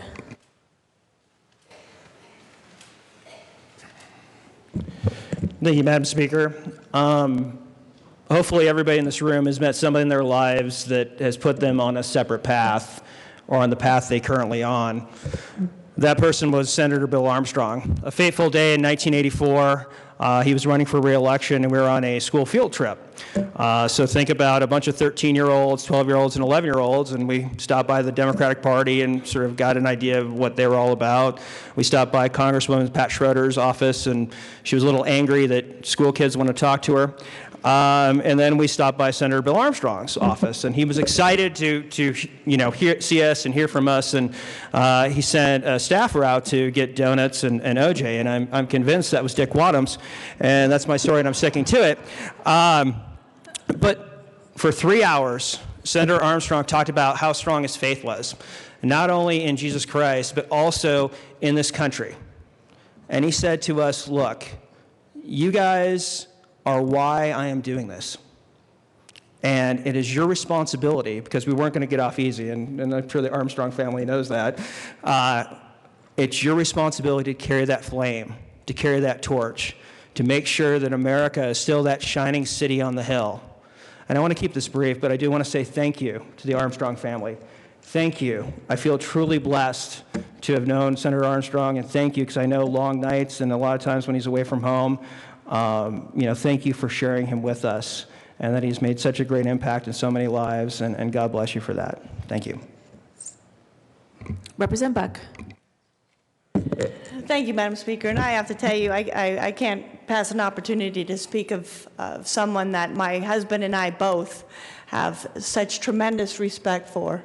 And it was interesting when you get people that say you should run for office, or you think that you wake up saying that I'm going to run for office. Well, you don't kind of even go there until you have an opportunity to sit down with Senator Armstrong, because he determines whether you've got it in you to make a difference, and whether you're worthy to run for office. So we are very, very blessed. Instead of saying, what would Reagan do, we would say, what would Senator Armstrong do? So thank you so much for being here, and thank you also for bringing this resolution, this memorial. Really appreciate it. Thank you. Any further discussion? Representative Zayas.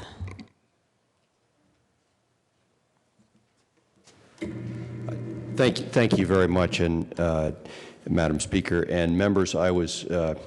Marilyn was just kind enough to hand me some papers here, and I'm sorting through them. But this message it's relayed from former Senator Norma Anderson, who unfortunately could not be with us today, and she is relaying a message from Lois Tate, who was Secretary to Speaker John Fuhr when Senator Armstrong was the majority leader in the Senate in 1971 and 1972.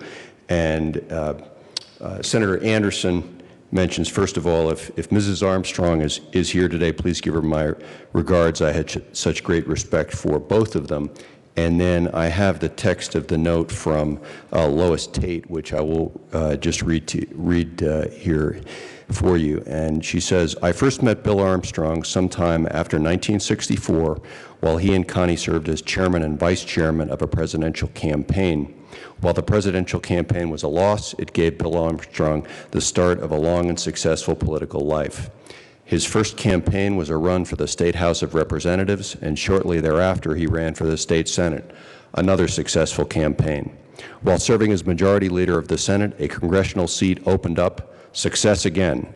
I can't remember how many years he served in Congress until another opportunity opened up with a vacant U.S. Senate seat. We in the Republican Party thought, whoopee, we've got a good Republican who is electable for life. And while we were all basking in our very electable and re-electable Senator Armstrong, Bill Armstrong felt he had an even higher calling than the U.S. Senate. Through the years, that was Colorado Christian College's win. At the end of the day, he serves us all well. Sincerely, Lois Tate. Thank you very much.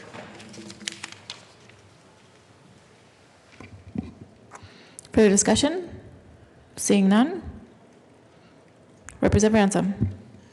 Thank you, Madam Speaker. Under Rule 26F, I request a recess to allow for senators and former members to speak. We have several here. The House will stand in recess for former elected and current senators to speak.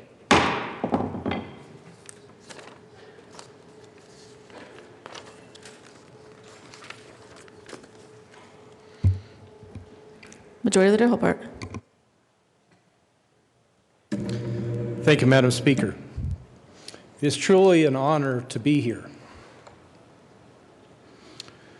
If you suffer some loss in your life and a card goes around the chamber and we're asked to sign, I will usually use the words of 1 Thessalonians 5:18. In all things, give thanks, for this is the will of God in Christ Jesus for you. It does not say be thankful for loss, hardship, pain. What the word says is to remind yourself to remember to be thankful for family, for salvation, for income, for all of the things in life that we have to be thankful for, and to be thankful for those things in spite of loss, especially in times of loss. Someone asked me earlier, why are you wearing a bright green tie today? Well, this is a tie from the Centennial Institute, and it was a gift, and this is the first time that I've worn it. One of the things that Senator Armstrong did with his son was occasionally meet, I believe, over at the Brown Palace, and after lunch, they'd go across the street to Homer Reed and buy a new tie. Well, here I am, I've got my new tie on, and I'm here to give thanks for Bill Armstrong. Thank you, Lord, for blessing us with this tremendous, tremendous friend, father, leader, senator, representative. And it's a little humbling right now to say Senate Majority Leader. Salvation came to me in 1992 when I was 31 years old. And within a year and a half, my path crossed Senator Armstrong. There was a brief interlude for my family. My mom worked at Channel 9 back in the 80s, and Senator Armstrong came to town, and she had the responsibility of meeting him at the front door of the old Channel 9 down on Bannock Street and leading him back to the studio. She put an earpiece in his ear and told him how the producer, the director, would be talking to him in his ear, and he understood. And apparently the next day, that I never saw the picture, there was a photograph of my mother sternly reprimanding Senator Armstrong with her finger right in his face. She's like, no, I was just telling you about the earpiece.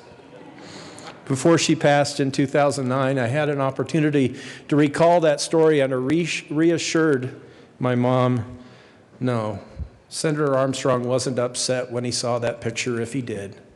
He knew what the conversation was, and anytime he would get upset, it would be short-lived because he was slow to anger and long to love and encourage. The verse that I mentioned earlier, 1 Thessalonians 5:18, comes right after 1 Thessalonians 5:12. We urge you, brethren, and I like to say sisterin, recognize those who labor among you, who are over you in the Lord and who admonish you, and to esteem them very highly in love for their work's sake. Today, I think if I were to ask my sons what it means to admonish someone, they'd probably say, well, scold and reprimand and correct, maybe yell at them. No. What the word points to, and what we have in this example of this incredible human being, Bill Armstrong, is someone who wanted everyone, he wanted you to succeed, to prosper, to be filled with joy, to not be encumbered by fear or the past, but to look at possibilities that are limitless. He was a rare man, a rare person in my life. The first time that I was in this building with Senator Bill Armstrong was, I think, in 2002 or 3, and former Representative Greg Rippey had a bill that the senator didn't very much like. I believe Will was with us that day, and Evan Goulding, and we walked through the Capitol on the way over to Representative Rippey's office, which I think is over where the minority leader's office now is. And people in the Capitol literally came to attention when they saw Bill Armstrong. Some eyes were like saucer plates. Good morning, Senator. I later learned in my career, because Bill and his company and Will were members of the association that I managed, occasionally in the days before caller ID, my phone would ring and I'd reach over and grab that receiver and I'd hear that booming voice, Chris, Bill Armstrong calling. And I learned that, yes, it is possible to come full attention while sitting in a chair.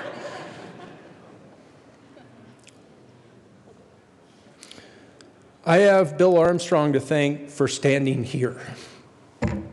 I have Bill Armstrong and so many of you and others who are not here to thank for the encouragement, the motivation to run for this office, to stand here in this well.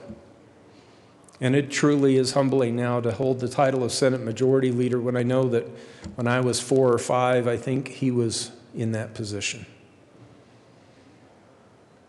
In all things, give thanks, for this is the will of God in Christ Jesus for you. If you don't have that type of relationship, I'd be proud to stand with my friend Representative Coleman. And if you need words of encouragement or prayer, if you don't know what I know, ask. Senator, thank you. One more Bible verse. Psalm 1, he shall be like a tree planted by rivers of living water, and whatever he shall do shall prosper.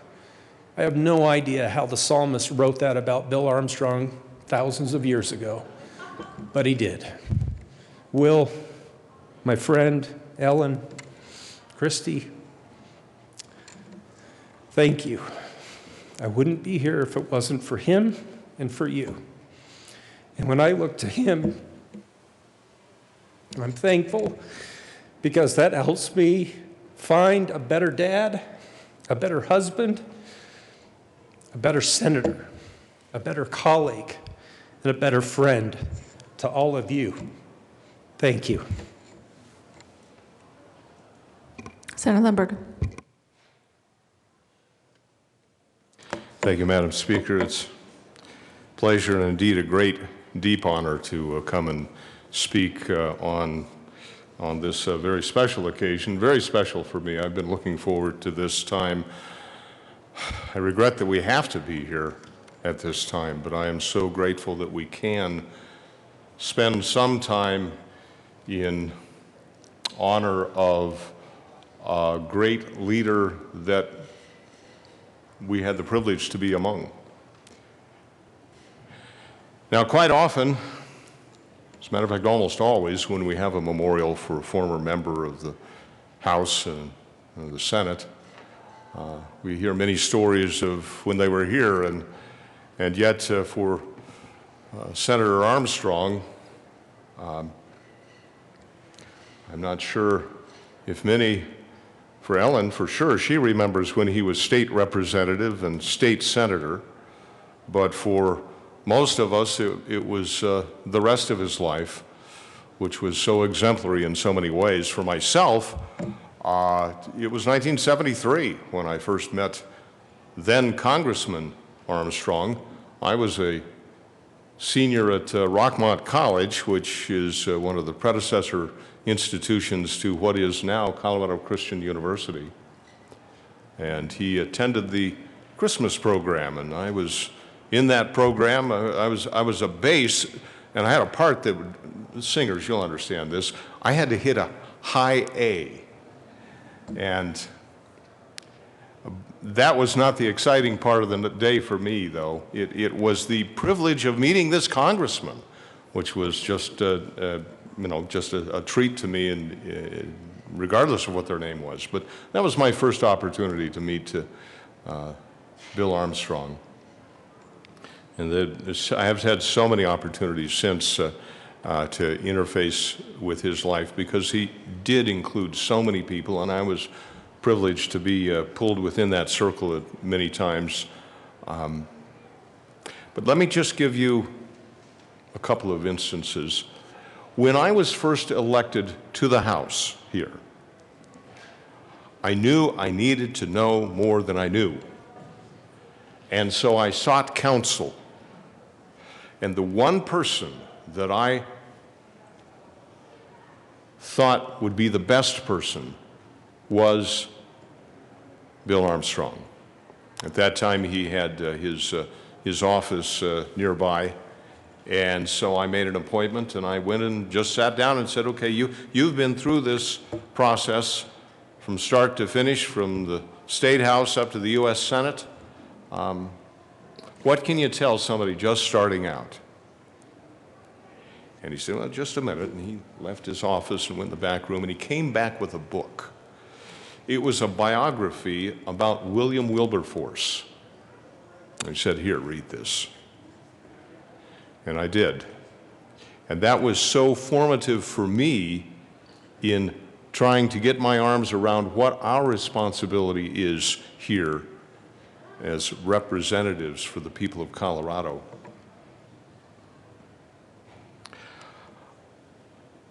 Prior to my being in the legislature, I actually served on the Board of Trustees with Colorado Christian University for many years, and of course I was an alumnus of the school and had a great familiarity with that. And when I was told, actually it was my good friends Paul and Marge Lewan, who are actually here with us today, who told me that Bill Armstrong is considering becoming president of Colorado Christian University.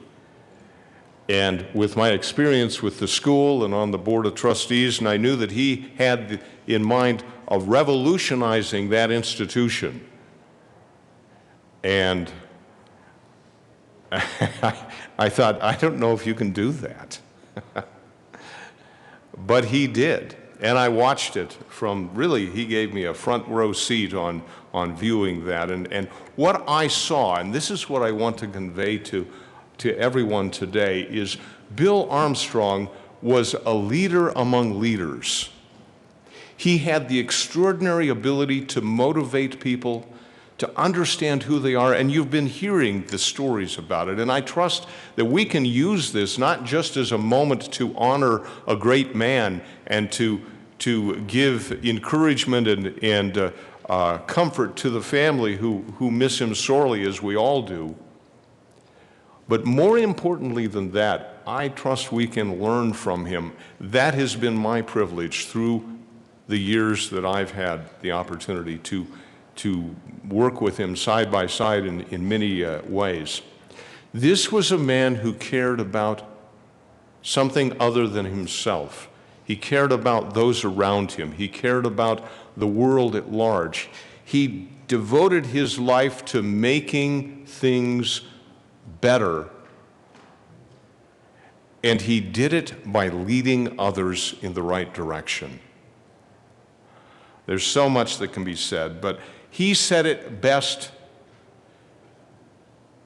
when he said it again and again and again, and I'd wear the button that says, Jesus, Jesus, Jesus.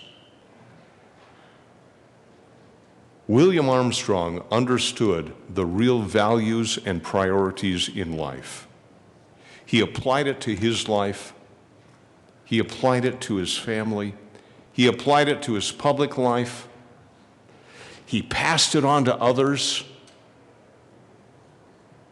He gave us the example that I trust we all will follow.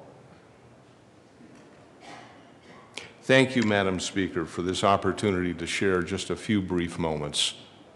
Thank you indeed. President Grantham.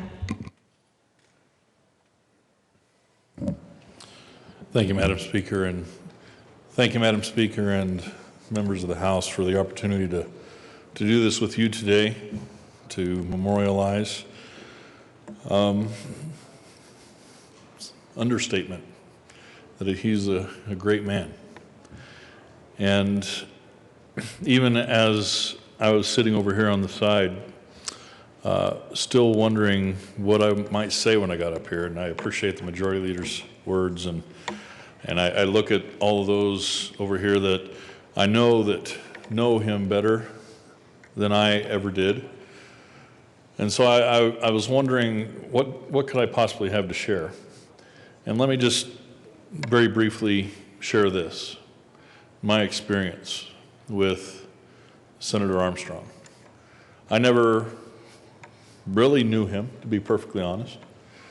I've met him, but it didn't prevent him from being a huge influence on me. I look back when I was a kid, and I vaguely remember that first election to the Senate back in '78, vaguely. But I do remember the years after that. My dad was the local county chairman down in Crowley County. And so, needless to say, I was drugged to many events, caucuses, etc., state assemblies, congressional assemblies, etc.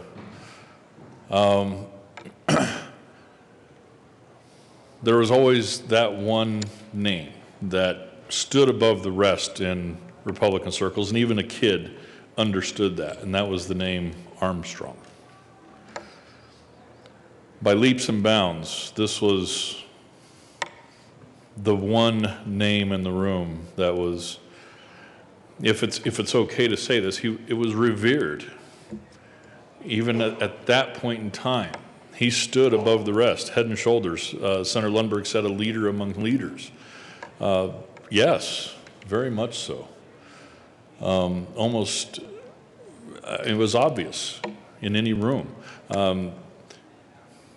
We were laughing over on the side because you mentioned, is it possible to stand at attention while sitting? Yes, I think everybody understood that when he talked in that big booming voice. I remember the very first time I met him after I became senator. I had met him a couple times in passing over the years, but I remember it was up on one of the third floor committee rooms, the Senate committee rooms. We're having a meeting on marijuana. And I remember sitting in that room with him, and honestly, I don't remember a single thing that was said during that meeting because I was sitting in the same room as Bill Armstrong.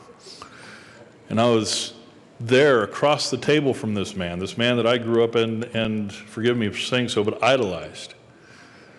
I was sitting over there just a little bit ago looking over at least this side of the aisle and thinking about my colleagues over in the Senate and the majority leader and others, wondering just how many of us, directly or indirectly, are sitting where we are today because of this man and the influence that he had. How many have we seen go through the halls of Congress because of his influence in the last 40 years? Most, if not all. I remember back in college when I heard the news, and of course I revered this man, and I heard the news that he wasn't running again, and that was 89, 90. And I remember the disappointment, the almost devastation, because I was thinking, this guy could do it all. He was the best I think that we could ever see. He was the best that we could see him within ourselves. And I thought how disappointing, how devastated I was.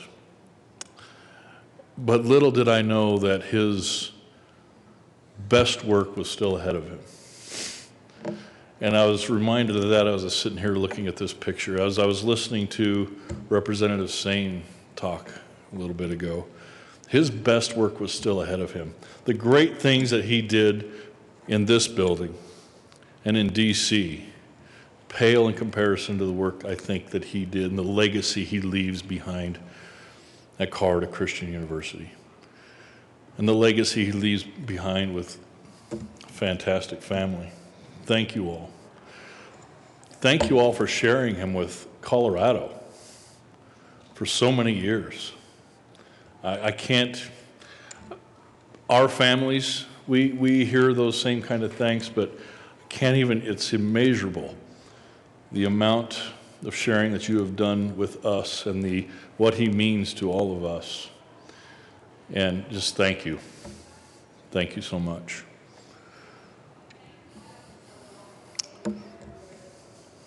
Bill Armstrong.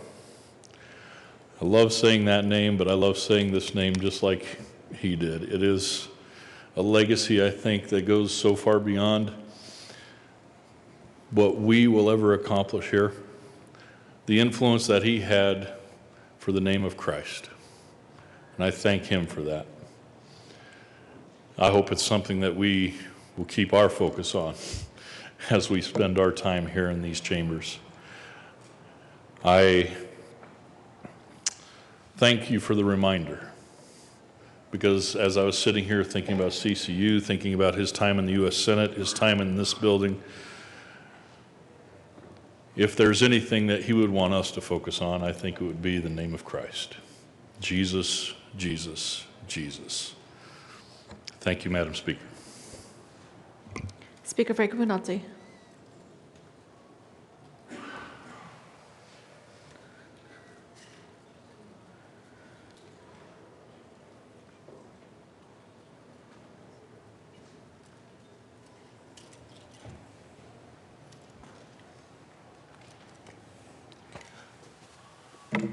Thank you, Madam Speaker.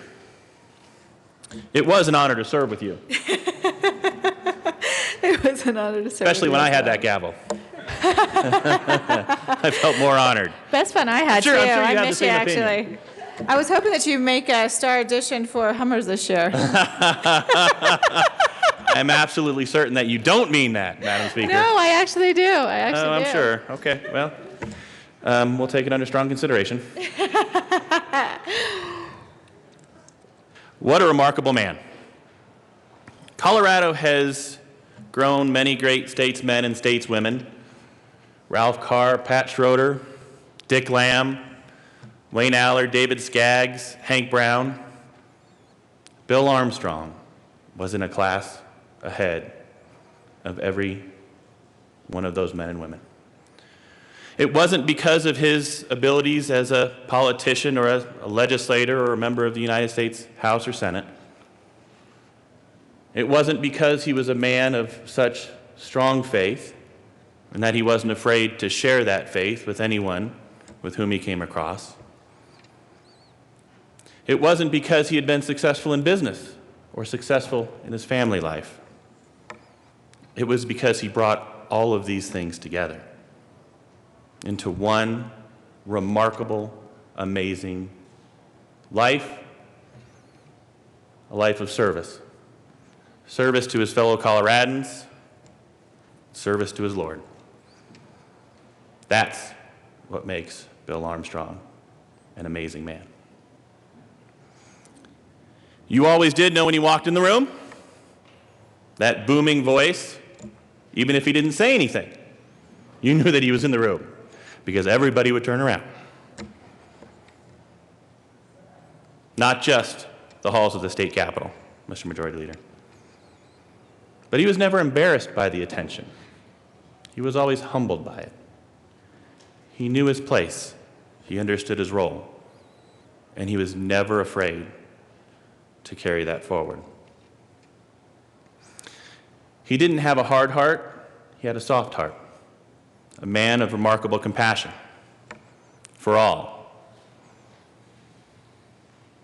He was good at what he did. He had an amazing gift. He was a very blessed individual. And he used that to help others.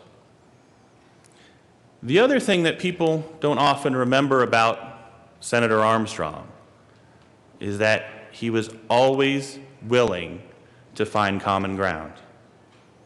When you talk to his former colleagues, they would say that about him, here and in Washington, D.C. He said, "While I am firm in my principle, I am flexible in the details."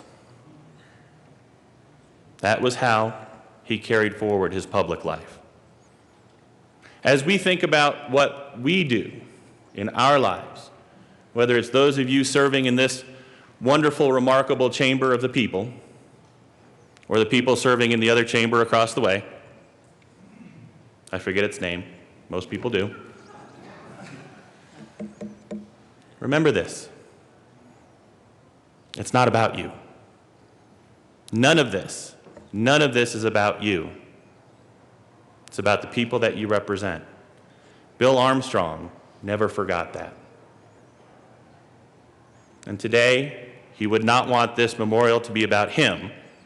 He would want this day, as he would want every day, to be about Jesus, Jesus, Jesus.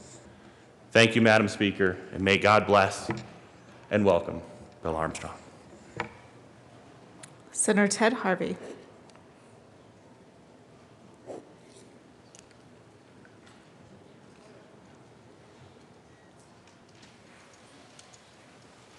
Thank you, Madam Speaker.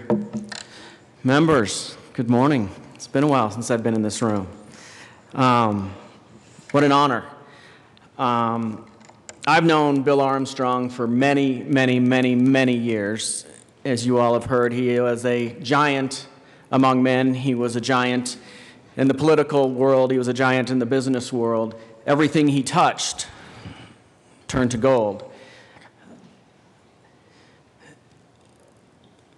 We should always honor those who have come before us. And not only did he serve here in the Senate as the majority leader, I think he was the youngest majority leader ever in the Colorado Senate, but he was also a giant in the halls of Congress, a giant in the United States Senate, such a giant that when George Bush Sr. won the Republican nomination for president, Bill Armstrong was on the short list to be his vice president. And as you all know, he chose Dan Quayle.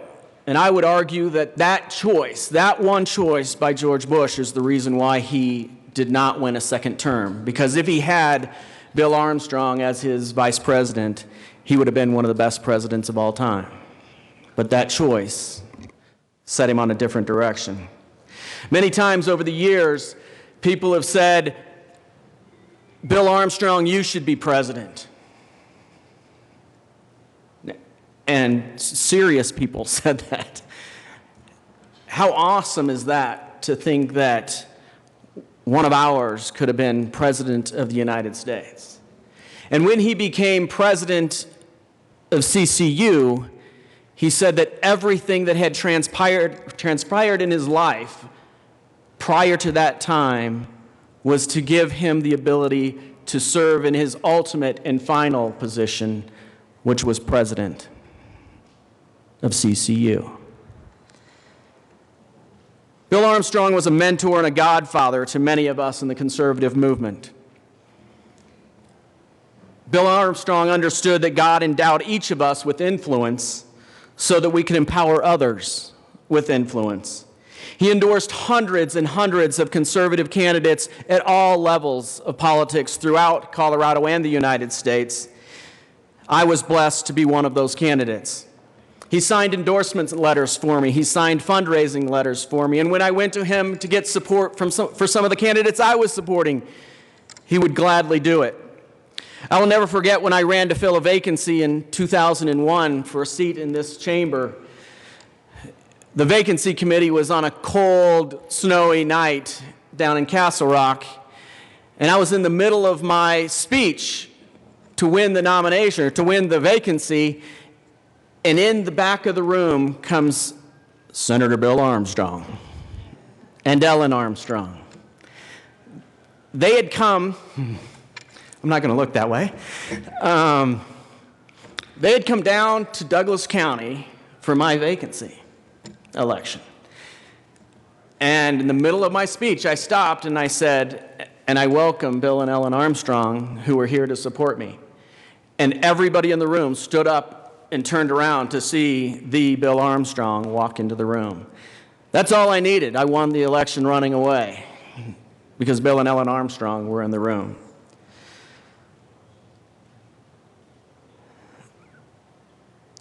During all of my 13 years in the legislature, 5 here in the House and 8 in the Senate, I can honestly say I cared more about the approval of Bill Armstrong than I did my own constituents.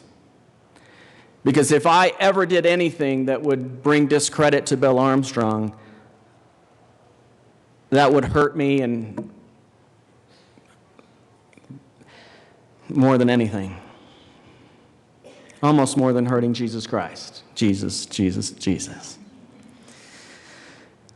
He supported me in every race that I ever ran for, except one.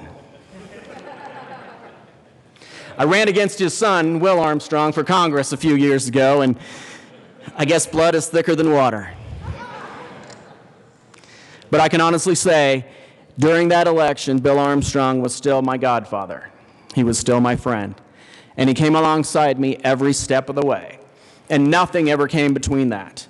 And I'm honored to say that I'm still dear friends with Will Armstrong and Ellen Armstrong, and I will always honor the memory of their father and their husband, Bill Armstrong. Thank you for being here. We love you guys. President Kevin.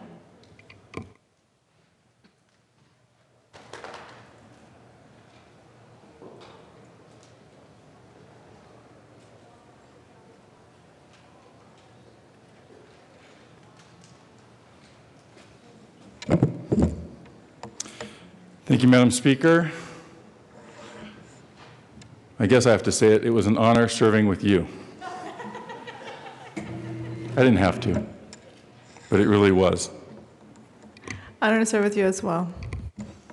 Kind of a poignant pause there. I was thinking about if I wanted to, how exactly I wanted to Now you want to talk respond. about hospital provider fee, I'm sure. Well, except for that, but I'll tell you where Bill Armstrong was on that.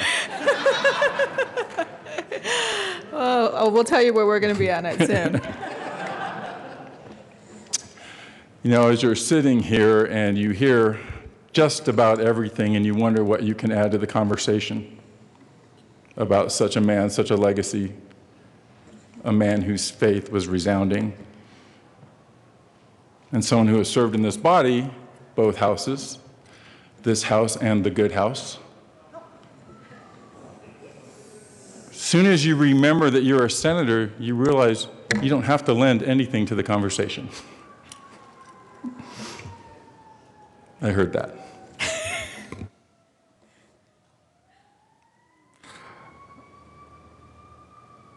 The new president of Colorado Christian University said in his letter to the Denver Post that Senator Armstrong devoted his life to the service of others. I think that is a resonating theme this morning, but it's more than that. He didn't just serve others. He empowered others. He invested in their lives with his very own life, with his talent, with his treasure, with his time, with his family. He invested in the lives of other individuals, other families.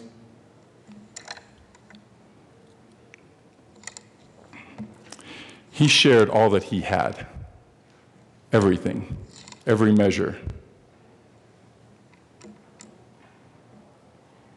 with those of us who were fortunate enough to receive it.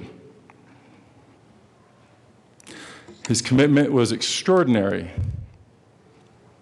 A few years ago, when he first started going through treatments for cancer, I was at an event with Senate President John Andrews, who then had left the Senate, and I said, "How is he doing today?"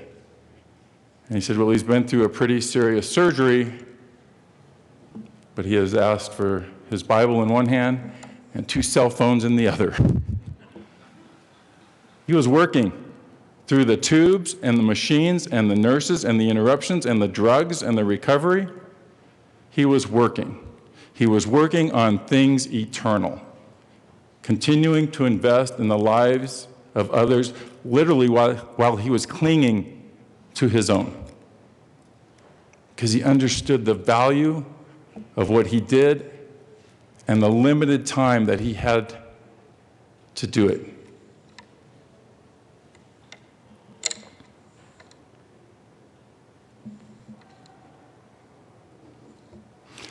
President Grantham, I was at that meeting in the committee room with Bill Armstrong about marijuana. I remember what he said. He said, "Tax it, tax it, tax it, tax it." And then he said, "Tax it some more." And he had a really good reason to do that.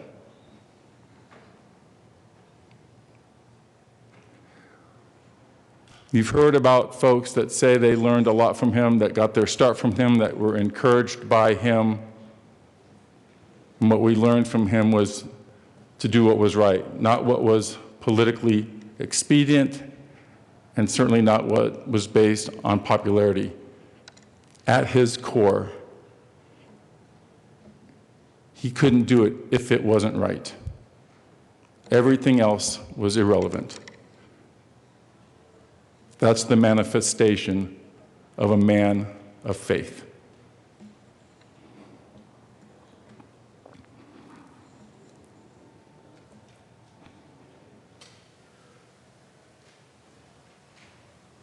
The president went on to say, the university president went on to say in his article, "At Colorado Christian University, we hope to create a generation of community leaders in his mold." I would offer an amendment to your statement. I think he has already created generations of leaders. And I think with the work that he led and the legacy that you are living on his behalf and on behalf of the God that he lived and breathed for every day, that generations of leaders will be coming from your efforts and from the very limited time that we all have on this planet, that you are utilizing it to the greatest effect by investing in empowering others. And as I stepped up here, I thought, if I see this button and I do not grab it, does that mean I did not listen? Senator Armstrong, we're all listening.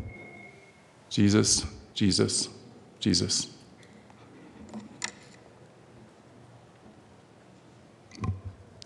Representative Sane and Representative Ransom, would you like to make further introductions before we call the House back to order?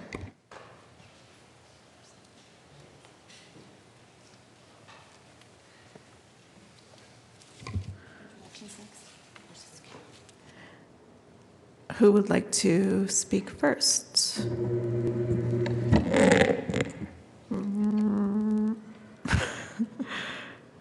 didn't move it yet. She said to do introductions. Okay. Representative Ransom, or not, Representative Sane. Thank you, Madam Speaker. If we're going to go ahead and do introductions, I would like to introduce the family of Senator Bill Armstrong, his wife, Ellen Armstrong.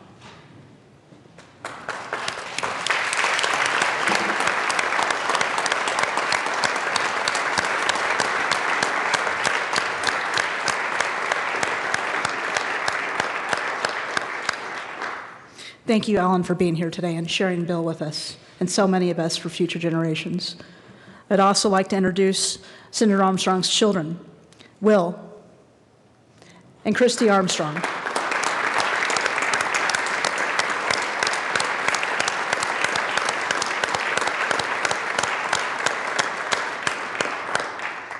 Thank you for sharing a father for so many. And the children of Will and Christy Armstrong, Jack and Catherine.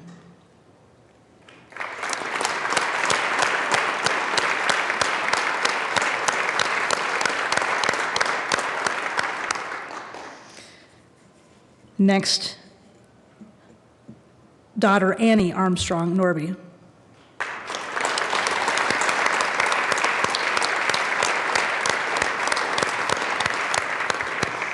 Thank you for sharing your father with us. Close friends, Walt and Cheryl Klein, would you please stand?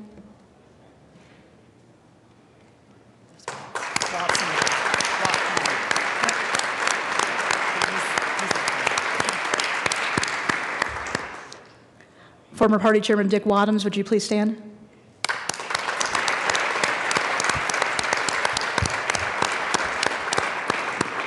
And Paul and Marjorie Lewin, would you please stand?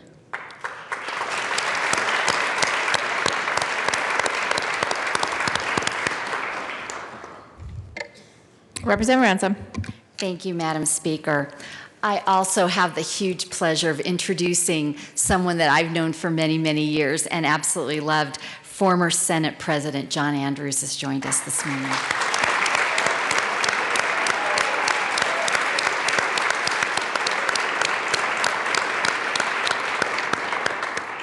And now I have a pretty long list of CCU people, so I'm including their Board of Trustees. So if we can hold our applause till I've read all the names. But please stand, make sure you're standing or wave when I say your name.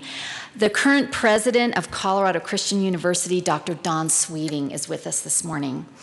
Mr. Jeff Hunt, the director of Centennial Institute, is here with his wife, Nicole. The CCU Board of Trustees, we have several. The chairman, Mr. Gary Armstrong, Mr. Bill White, Mr. Chick Lee, Mr. Tim McTavish, Mr. Hal Kraus. Also from CCU, we have Mr. and Mrs. Dan Kors, Mr. and Mrs. Steve Miller, Mr. and Mrs. Shannon Dreyfus, Mr. and Mrs. Roger Chandler, his wife is my dear friend Kathleen, Shar Hageman, Antoinette Smith, Professor Jenna Ellis has joined us, Dr. Sherry Parks. If I've missed anybody, I sincerely apologize, but we'll ask for a recess when we're done moving the motion and see if we can greet everybody. But anyway.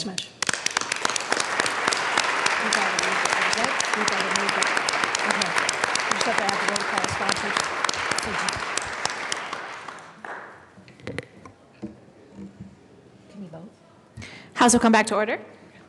Question before us is the adoption of HJM 1001. Is there any further discussion? Seeing none, all of those in favor signify by saying aye. Aye. Those opposed signify by saying no. HJM 1001 is passed. Mr. Rano, please open the machine for co-sponsors. You gotta go.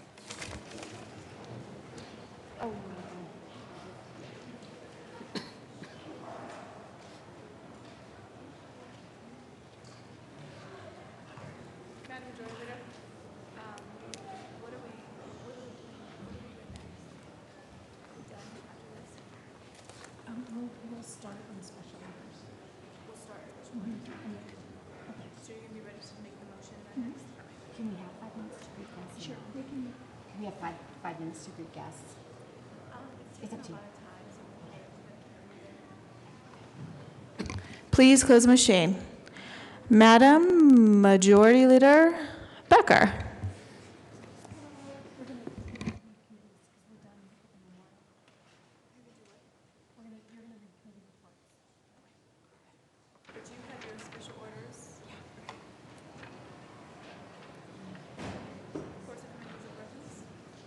Reports of committees of reference.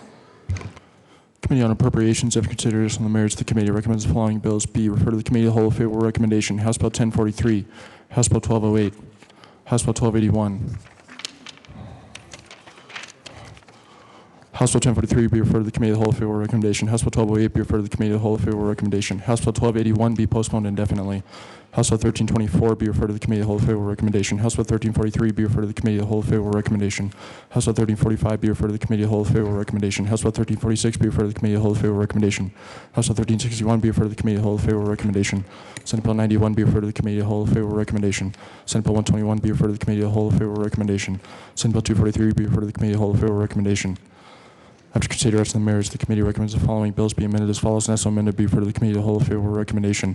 House Bill 1022, House Bill 1079, House Bill 1119, House Bill 1162, House Bill 1191, House Bill 1192, House Bill 1204, House Bill 1264, House Bill 1323, House Bill 1329, House Bill 1356, and Senate Bill 202.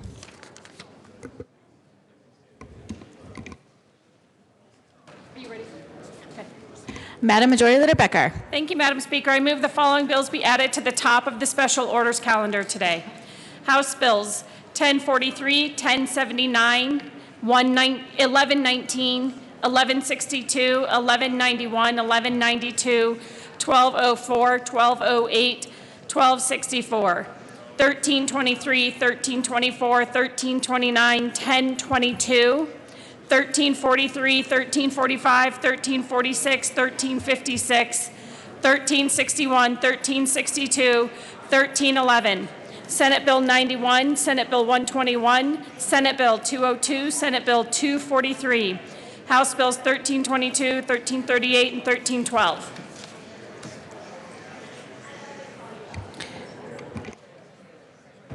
Seeing no objection, that list of bills will be made special orders. Madam Majority Leader Becker. Thank you, Madam Speaker. I'm just going to make a brief announcement. Members, we are going to start special orders now. We are going to take a break at 12 o'clock. Legislative Council will be meeting then. You can get your lunch then. There is a baby shower for our sweet Representative Jesse Danielson at 1 o'clock, and everyone is due back at the floor at 1:30 for the continuation of special orders. Can you be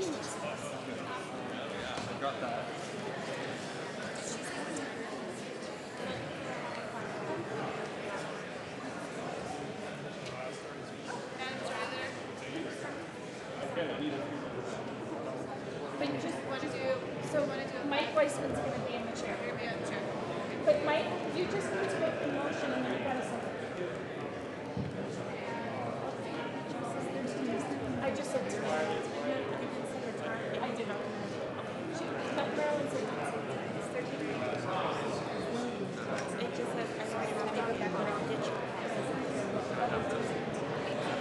Yeah, I was just trying to get a list off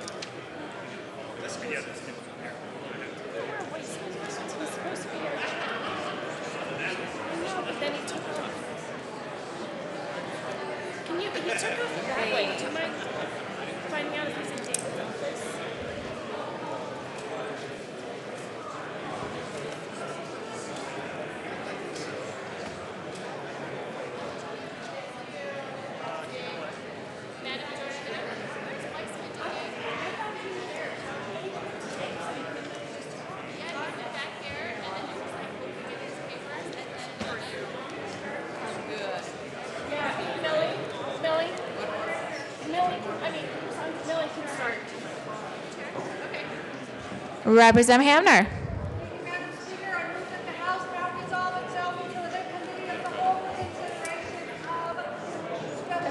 Seeing no objection, Representative Hamner will take the chair.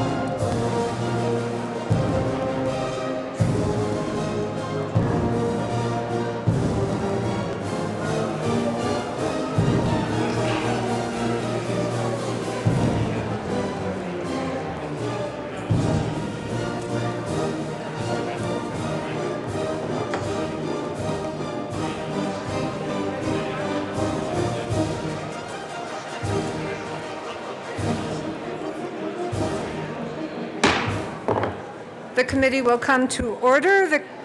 With your unanimous consent, the bills will be read by title unless there's a request for reading a bill at length. Committee amendments will not be read unless requested, as they are printed and in your bill folders. Floor amendments will be shown on the screen and on your iPads and not read unless requested.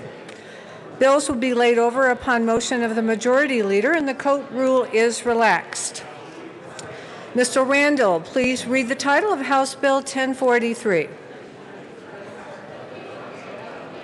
I'm sorry, Madam Majority Leader. Thank you, Madam Chair. I move to lay over House Bill 1043, one bill.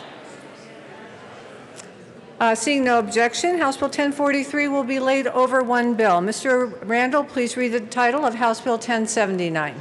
House Bill 1079 by Representative Kennedy, House Senators Corum and John, concerning the continued collection of fees for wholesale food manufacturing and storage. Representative Kennedy.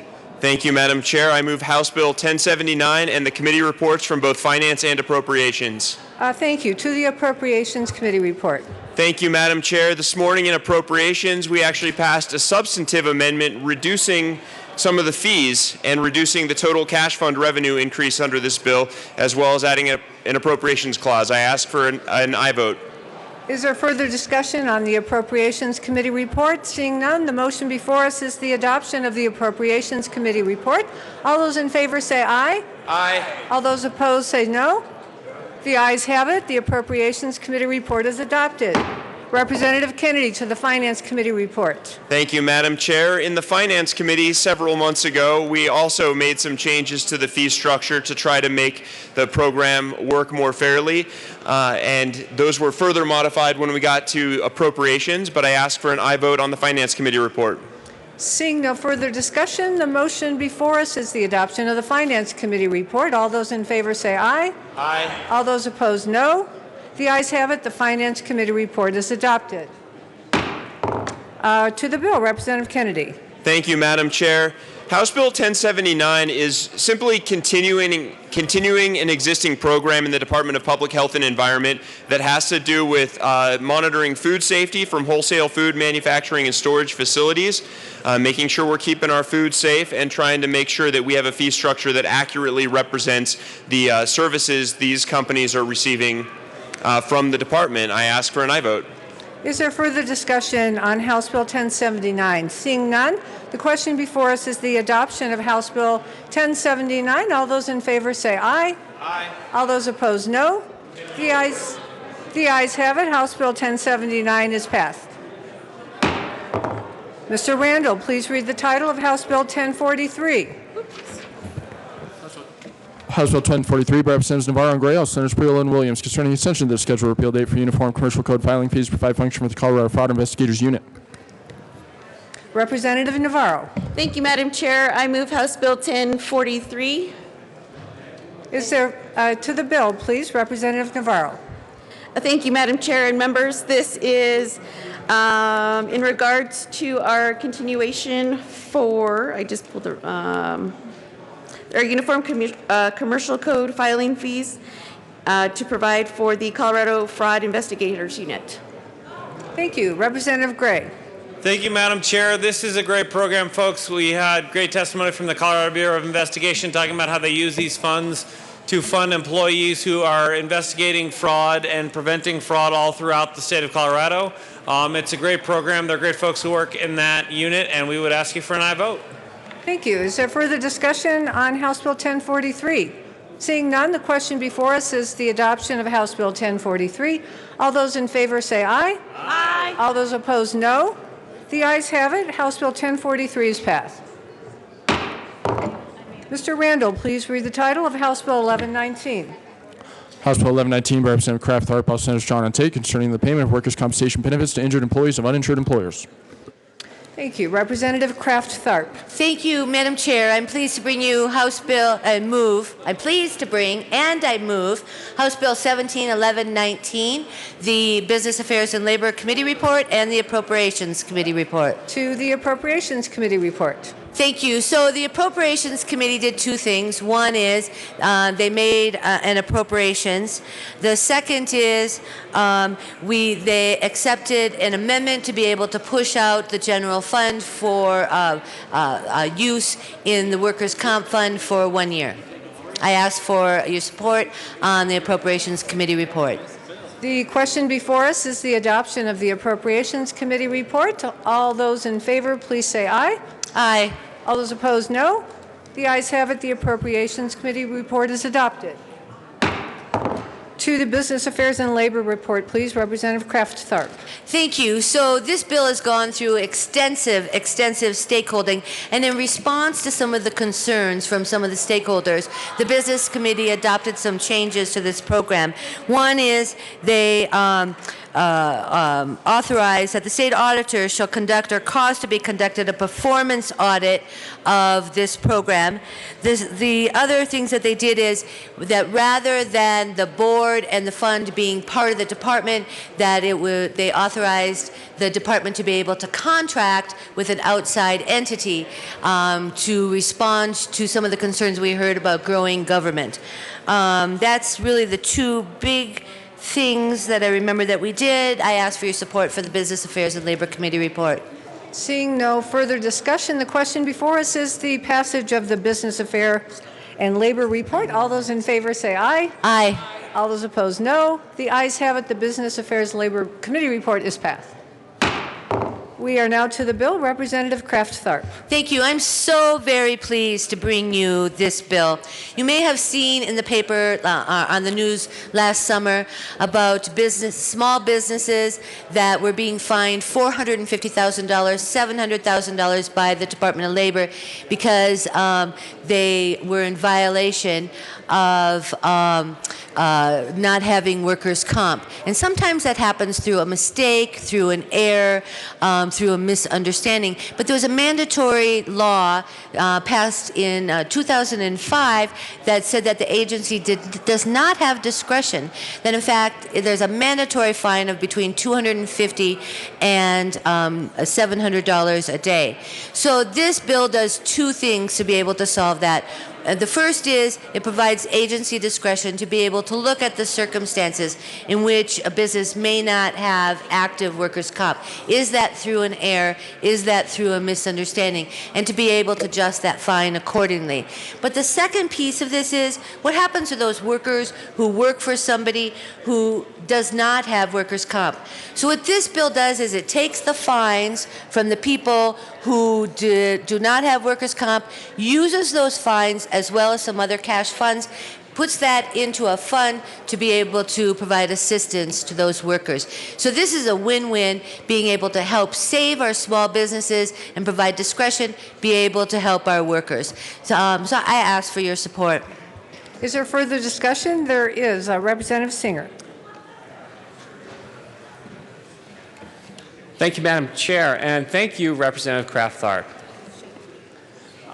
In all seriousness, I had a constituent go through this summer, and we spent quite literally the entire summer and probably some of the fall and then some of the winter trying to figure out exactly what we could do. Because the question in my mind is, does the punishment fit the crime? Should everyone carry workers' comp insurance if you're an employer? Absolutely. Does everyone know how to dot every I and cross every T and is an expert in HR especially when you're a small business owner? By no means. Nor should they have to be. If you're trying to do the right thing and you're doing something wrong, you should be corrected, but you shouldn't have to lose your business. And that's what we saw happening in the state of Colorado. And I said early on, if I didn't bring a bill, I'm sure one would be coming. So thank you for doing all the work on this, Representative Kraft-Tharp, along with the Department of Labor and a lot of other stakeholders. So I didn't have to. But this is not just going to help my constituent. This is going to help small businesses and workers across the state of Colorado. I encourage an aye vote on this bill, and thank you once again for bringing it. Representative Lundin. Thank you, Madam Chair. So we've seen how this happens. Ronald Reagan said, "There is nothing so permanent as a temporary government program." Bing, bang, boom. 1043, 1079, 1119. 3 bills in a row. 2 sunsets. Government intrusion, government expansion. Yep, it was going to be temporary. We'll study, we'll understand, and it extends. Same thing, the next bill. This bill creates yet another program that essentially says we're going to figure out how to, in the collective, become a business. I don't think this is appropriate. It's an appropriate way to approach this. Businesses should be responsible to their team members. Businesses should be responsible to have workers' comp insurance. But in fact, the government getting in the middle of this mix right here is inappropriate. But the point I want to make, it takes your breath away how permanent a temporary government program can be. Is there further discussion on House Bill 1119? Representative Kraft-Tharp. Thank you. So this is really a great program, being able to meet 2 needs, asking for your support. Thank you. The question before us is the passage of House Bill 1119. All those in favor say aye. Aye. All those opposed, no. The ayes have it. House Bill 1119 is adopted. Mr. Randall, please read the title of House Bill 1162. House Bill 1162 by Representative Gray, House Senator Gardner, concerning action that can be taken against an individual based on the individual's failure to pay a traffic violation. Representative Gray. Thank you, Madam Chair. I move House Bill 1162, the Appropriations Report and the Judiciary Committee Report. To the Appropriations Committee Report. Thank you, Madam Chair. In the Appropriations Committee, we got an appropriation because in order to fix a problem with respect to our driver's license system, we have to change the computer system, and so we need an appropriation to do that. I'd ask for an aye vote. Thank you. Seeing no discussion, the question before us is the adoption of the Appropriations Committee Report. All those in favor say aye. Aye. Thank you. All those opposed, no. The ayes have it. The Appropriations Committee Report is adopted. To the Judiciary Committee Report, Representative Gray. Thank you, Madam Chair. In the Judiciary Committee, there was a strike below where we rewrote the bill to change it from an original bill that stops driver's license suspension entirely to one that changed the consequences therefore. It was a vote of 11-1 in the Judiciary Committee, and I would ask for an aye vote. Seeing no further discussion, the question before us is the adoption of the Judiciary Committee Report. All those in favor say aye. Aye. All those opposed, no. The ayes have it. The Judiciary Committee Report is adopted. We are now to the bill. Representative Gray. Thank you, Madam Chair. This is actually going to be my favorite moment of the entire session. As we stand here right now, this is a bill that is going to decriminalize the actions of about 50,000 Coloradans. In Colorado right now, when you receive a traffic ticket and you don't pay it because you can't afford to do it or because you lose it or anything like that, at that moment your driver's license is suspended and driving at that point becomes a crime. It becomes a crime that you can serve up to 6 months in jail for. And this happens to thousands and thousands of Coloradans every year. And I know this because I used to prosecute those cases. And we would deal with, as a deputy district attorney, I would spend time not working on DUI cases, not working on domestic violence cases that were in my docket, but negotiating with individuals who didn't have their fines paid, trying to figure out a way for them to pay their fines to get out of the threat of criminal prosecution. And this bill would change that to where if you have an unpaid ticket, driving at that point would not be a crime at all. It would be a traffic infraction, which is much closer to an appropriate response than anything else. Again, literally, last year in Colorado, from the original fiscal note, we suspended 70,000 people's driver's licenses in the state. 50,000 of them were for not paying a traffic ticket. The majority of people whose driver's license are suspended is because they didn't pay a fine. And paying fines is important. It's important that people don't speed because speeding is dangerous. But making the act of driving when you didn't get a traffic ticket paid a crime is not a responsible use of the criminal justice system. The folks on the Judiciary Committee agreed with me, and I would very much ask for your support for House Bill 1162. Thank you Is so there much. further discussion on House Bill 1162? Seeing none, the question before us is the adoption of House Bill 1162. All those in favor say aye. All those opposed, no. The ayes have it. House Bill 1162 is adopted. Mr. Randall, please read the title of House Bill 1191. Madam. House Bill 1191 by Representative Becker Kay and Harrod, concerning a requirement that the staff of the Legislative Council prepare demographic notes on certain legislative bills. Madam Majority Leader. Thank you, Madam Speaker. My colleague, Representative Harrod, and I move House Bill 1191. There is no committee report.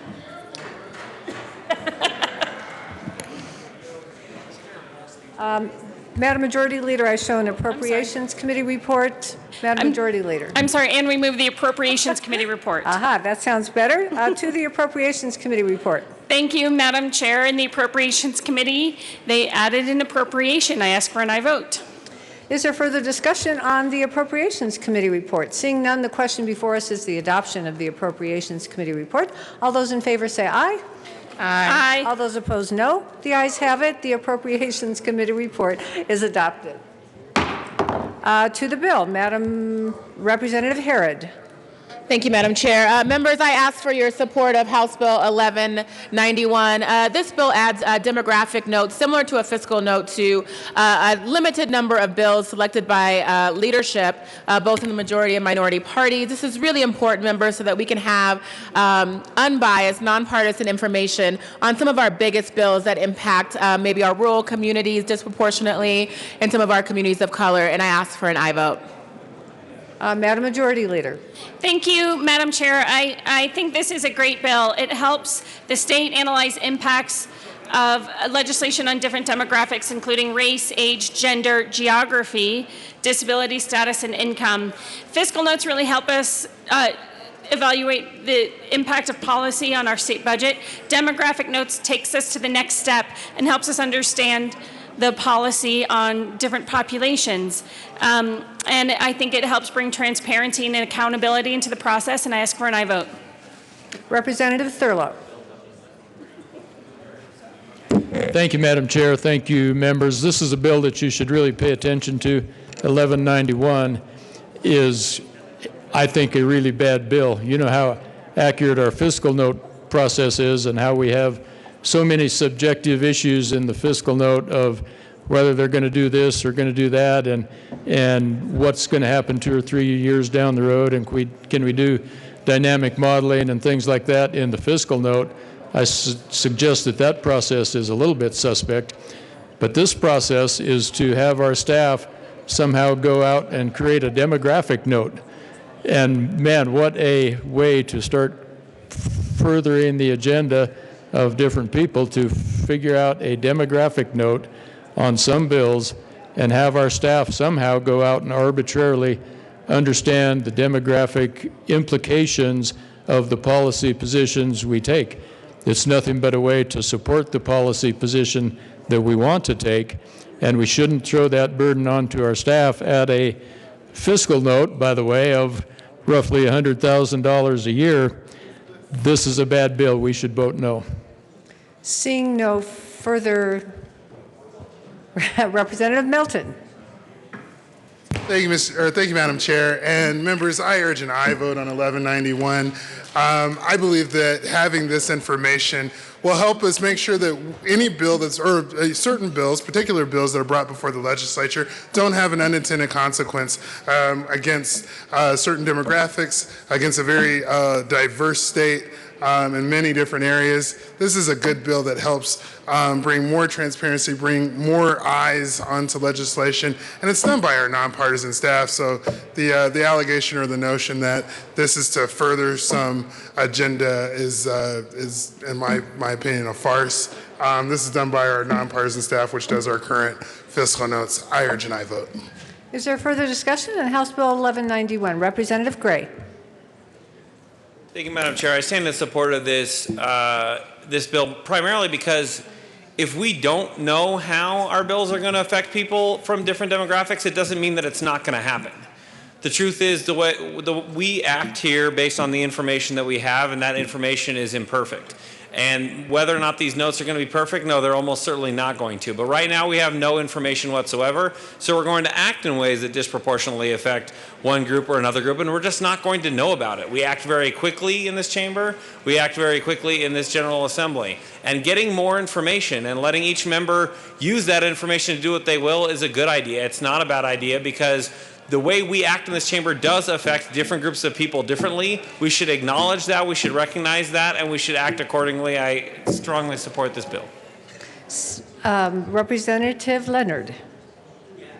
Thank you, Madam Chair. I think Representative Gray said it exactly right, that we need to know how groups feel about legislation here. And we're Americans and we're Coloradans. And for us to separate ourselves into special groups or special classes, we're all in special groups and special classes. As soon as we do that, we become discriminatory in whatever we do. As we try to be one thing, we're going to end up being another. So we need not make it more divisive by separating ourselves into special groups and then determining how certain pieces of legislation will affect one group as opposed to another group, and suddenly all we're having is some kind of a class warfare in every single piece of legislation that we're having. We should be standing up for the people of Colorado. And that's our number one goal, and to do anything other than that just creates a divisive environment that makes us unproductive and political. So I rise in opposition to this. Thank you. Representative Herod. Thank you, Madam Chair.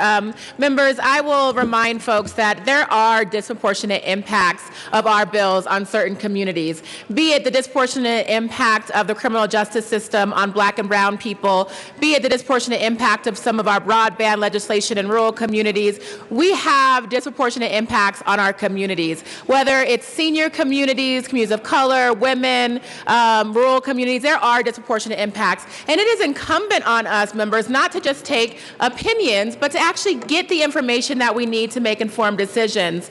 I will remind folks that we already do this with the Legislative Council. They already create research notes that are unbiased pieces of information that we use heavily in this chamber for the information that we need to determine how we should feel or research bills. And I think that our Legislative Council, being a former member of our Legislative Council, an employee of the state, does conduct their research in a non-biased way. They are of utmost respect, and I think that we should include them in this process. I think that we would respect their notes, and I definitely think that we should pass this bill. Members, I will also remind you that we would not be the only state to pass demographic notes. There are demographic notes and similar items that are prepared for members in other chambers in other states. It is very important information. It is unbiased, it's non-political, and it comes from our nonpartisan staff. I urge an aye vote. Representative Salazar. Thank you very much, Madam Chair. You know, we sit in this chamber and we listen to an awful lot of things. And one of the things that really catches my attention is when we're so privileged as to come down here and think that the bills that we pass don't have an effect on other people or don't have an adverse effect on certain communities. That's just the height of privilege. And so when we pass these bills, that's why this is important, 1191, is to find out how these bills that we pass have effects on disadvantaged communities, on the poor, on the homeless, on LGBTQ. That's what this is for. Why? So that way we become better legislators. We become better legislators by knowing how our bills have affected individuals. Maybe we should drop that privilege as to think that our bills don't have effect on people and start realizing that, yes, they do. And we just need to become better legislators by gathering that data, by data mining, and figure out how our bills have that kind of an effect. I rise in strong support of 1191. Representative Leonard. Thank you, Madam Chair. Our bills have a tremendous effect on people, and they have a tremendous effect on businesses, families. But as soon as we started dividing up somebody other than our constituents, we know who our constituents are. That's who we are called to represent besides being Coloradans. And for us to be able to define and say we're going to act on this bill, how it affects specific classes, we start to forget our Constitution and our constitutional rights of all Coloradans. This is very divisive. And this is not what this body ought to be focused on, is how this specific piece of legislation will specifically impact specific groups or classes of people. That's not blindfolded justice. That's specific segmenting and profiling of people and their groups. And I would urge us to be able to look over and above special classes and think about our constituents and Coloradans, because every piece of legislation we pass affects all the people of Colorado in different ways. And we need to focus on that and our constituents. So that's why I rise in opposition to this legislation. Thank you. Representative Salazar. Thank you, Madam Chair. And I'm trying to figure out when in the world did equal protection under the Constitution become divisive? When? When did the 14th Amendment ever become divisive? When we want to find out if bills have adverse effects on certain communities. Because guess what? There is no such thing as blindfold justice when we know that bills have adverse effects on certain communities. We just talked about that just today, about how certain bills are going to have an effect on landowners on the Eastern Plains. That's not blindfold justice. Or about how certain bills criminalize conduct and how those bills might have adverse effects on communities of color. That's not blind justice. That's what this is for, so that way we could become better informed legislators. That way we know better how to mold our legislation in the future. Equal protection is not divisive. If that's what you think, that by finding out how our bills adversely affect protected communities, communities of color, then maybe there needs to be a better understanding of what equal protection means. Equal protection doesn't mean only one community in the state of Colorado. It doesn't mean only one kind of constituent in House District 31. It means everybody.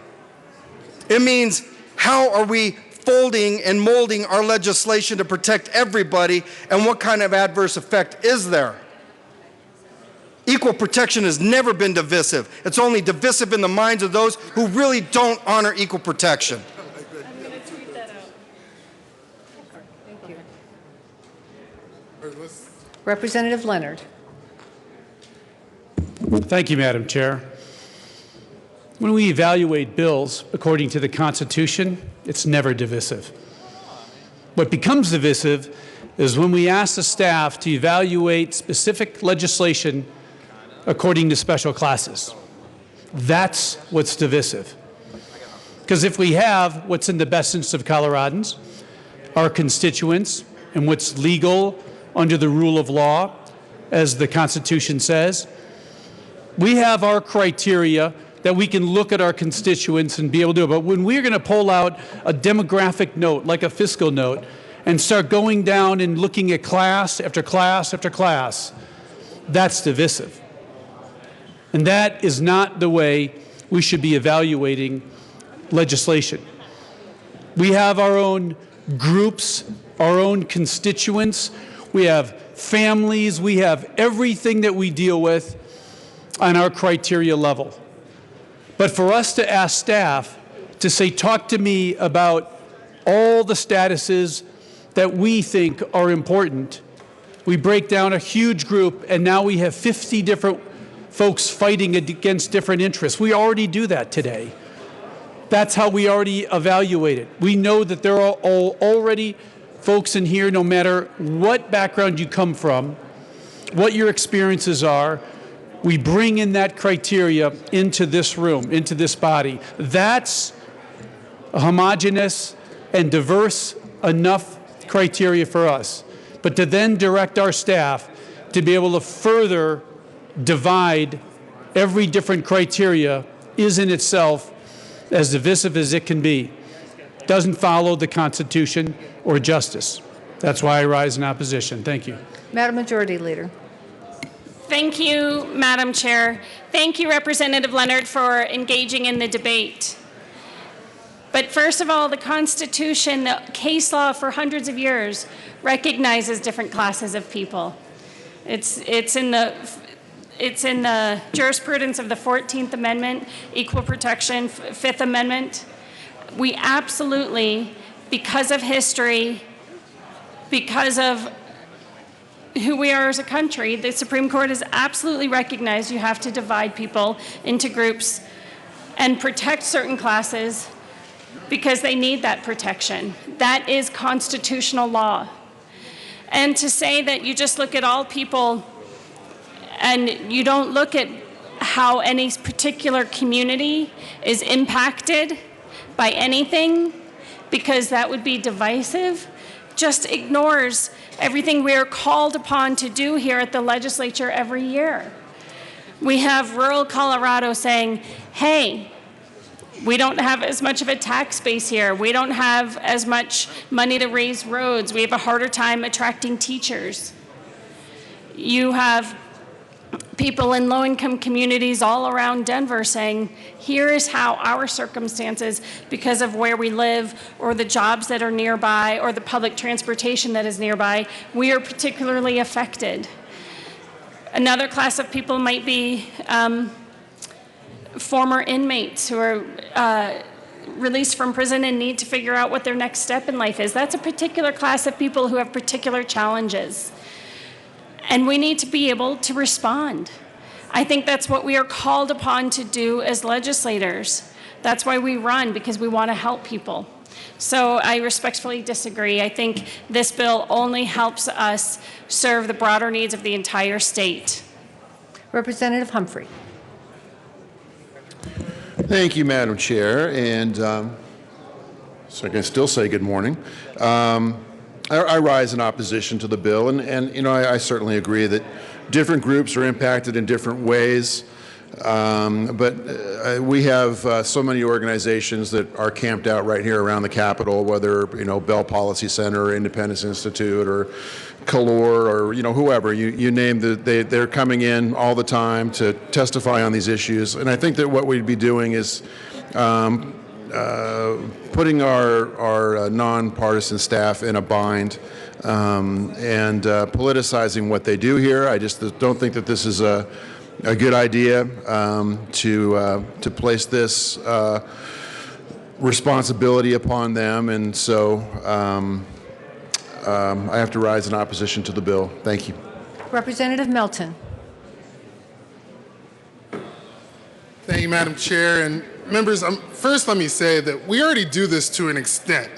Since I've served on the Judiciary Committee, if you look, anytime we're looking at a crime, we're looking at sentencing, If you look at the fiscal note, the fiscal analyst oftentimes breaks down how that crime is applied to various races.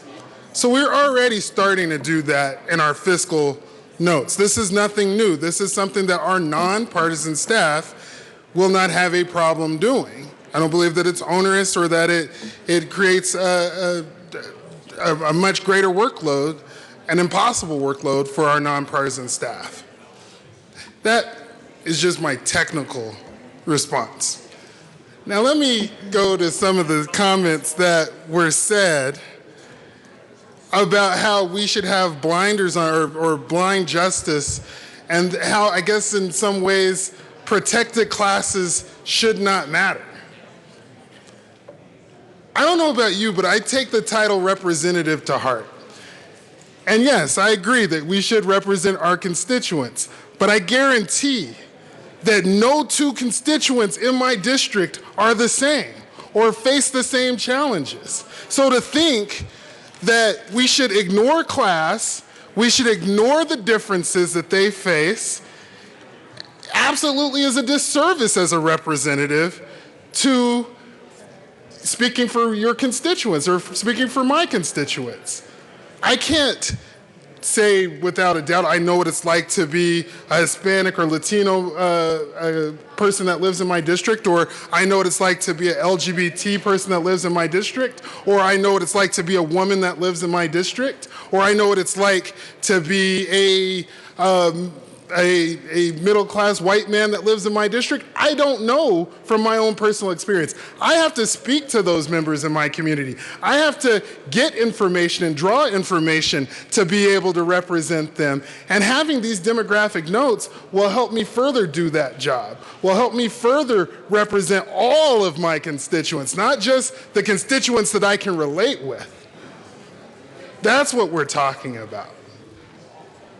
Members, we're talking about making sure that we don't have bills that come through this legislature that may have an unintended consequence against a particular protected class, against a gender or a race or a economic socio class. We want to make sure that the bills that are coming through this legislature are done with thought, with clarity, and with as much information as possible to make sure that it's doing the best good for as many Coloradans as possible. I wish that we didn't have these disparities right now. I wish that I could look at our criminal justice system and say that African Americans and Latinos aren't arrested at a higher rate for certain crimes, a much higher rate than the population would call for. I wish that I could look to the homeless community and say that the LGBT people aren't affected by homelessness because oftentimes they're kicked out by their family members or they have difficulty with getting themselves back on their feet. But certain things affect certain people differently. And that's why there are protected classes. So yes, anytime we pass a bill in this legislature, it should be thought about, how is this going to affect all of my constituents, all of the diverse members, all the diverse citizens of the state of Colorado? That's what this does. And it does it with a nonpartisan staff, not with an outside group that may have a slant, but it does it with our nonpartisan staff, which already does a great job with our fiscal notes, and which already includes a lot of information that points out to demographics.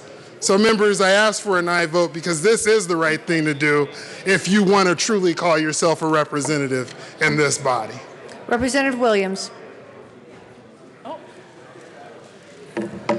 Thank you, Madam Chair. I rise in opposition to this bill here. While I can understand the intent of it and the good nature and will of the bill, I unfortunately believe that this is just going to divide our society and tear apart the fabric of our communities. We're all Americans, we're all Coloradans, and we all have equal protection under the law. And I would submit to you that the reason why there are disparities between communities is because we as legislators oftentimes do not write laws or bills that equally apply to everyone at the same time.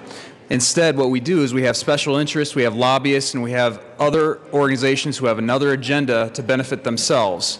And when we pass laws like that, that's when we start to see a divide in our community. That's when we start to see a divide amongst the very neighbors that we're supposed to be loving, that we're supposed to be with and be a part of.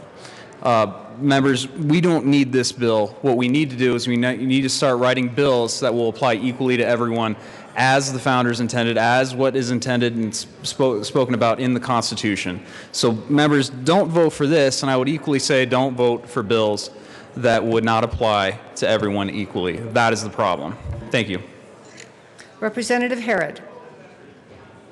Thank you, Madam Chair. You know, and I do see a difference in this debate. It's pretty stark. I think that it's interesting that folks find knowledge and information to be divisive. I would argue that in this chamber, ignorance is not bliss. In this chamber, ignorance is reckless. I ask for an aye vote. Representative Everett. Thank you, Madam Chair. This being my 5th session, I know that every vote I make affects every Coloradan. Every Coloradan. And I'm going to stick by that and know that all my votes affect every Coloradan. I don't need some special fiscal note or research note to know that it affects every Coloradan. We shouldn't single anybody out. Every Coloradan matters. Is there further discussion on House Bill 1191? Seeing none, the question before us is the adoption of House Bill 1191. All those in favor say aye. Aye. All those opposed, no. The ayes have it. House Bill 1191 passes. Madam Majority Leader. Thank you, Madam Chair. I move to rise, report, and beg leave to sit again. You have heard the motion. Is there any objection? Seeing none, the committee will rise, report progress, and be granted leave to sit again at, Madam Majority Leader. 1:30 p.m. At 1:30 p.m. Madam Majority Leader. Thank you. Members, please be back at 1:30, but please remember we're doing a little baby shower for Representative Danielson. There are going to be some treats, both of the food and the beverage kind, 1 o'clock right here. Thank you.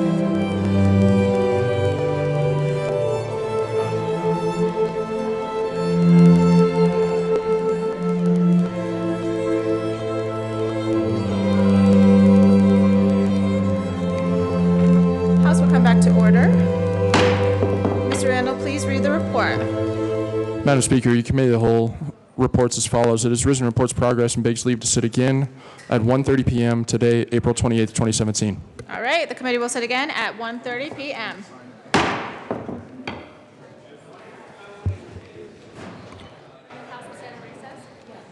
House will stand in recess.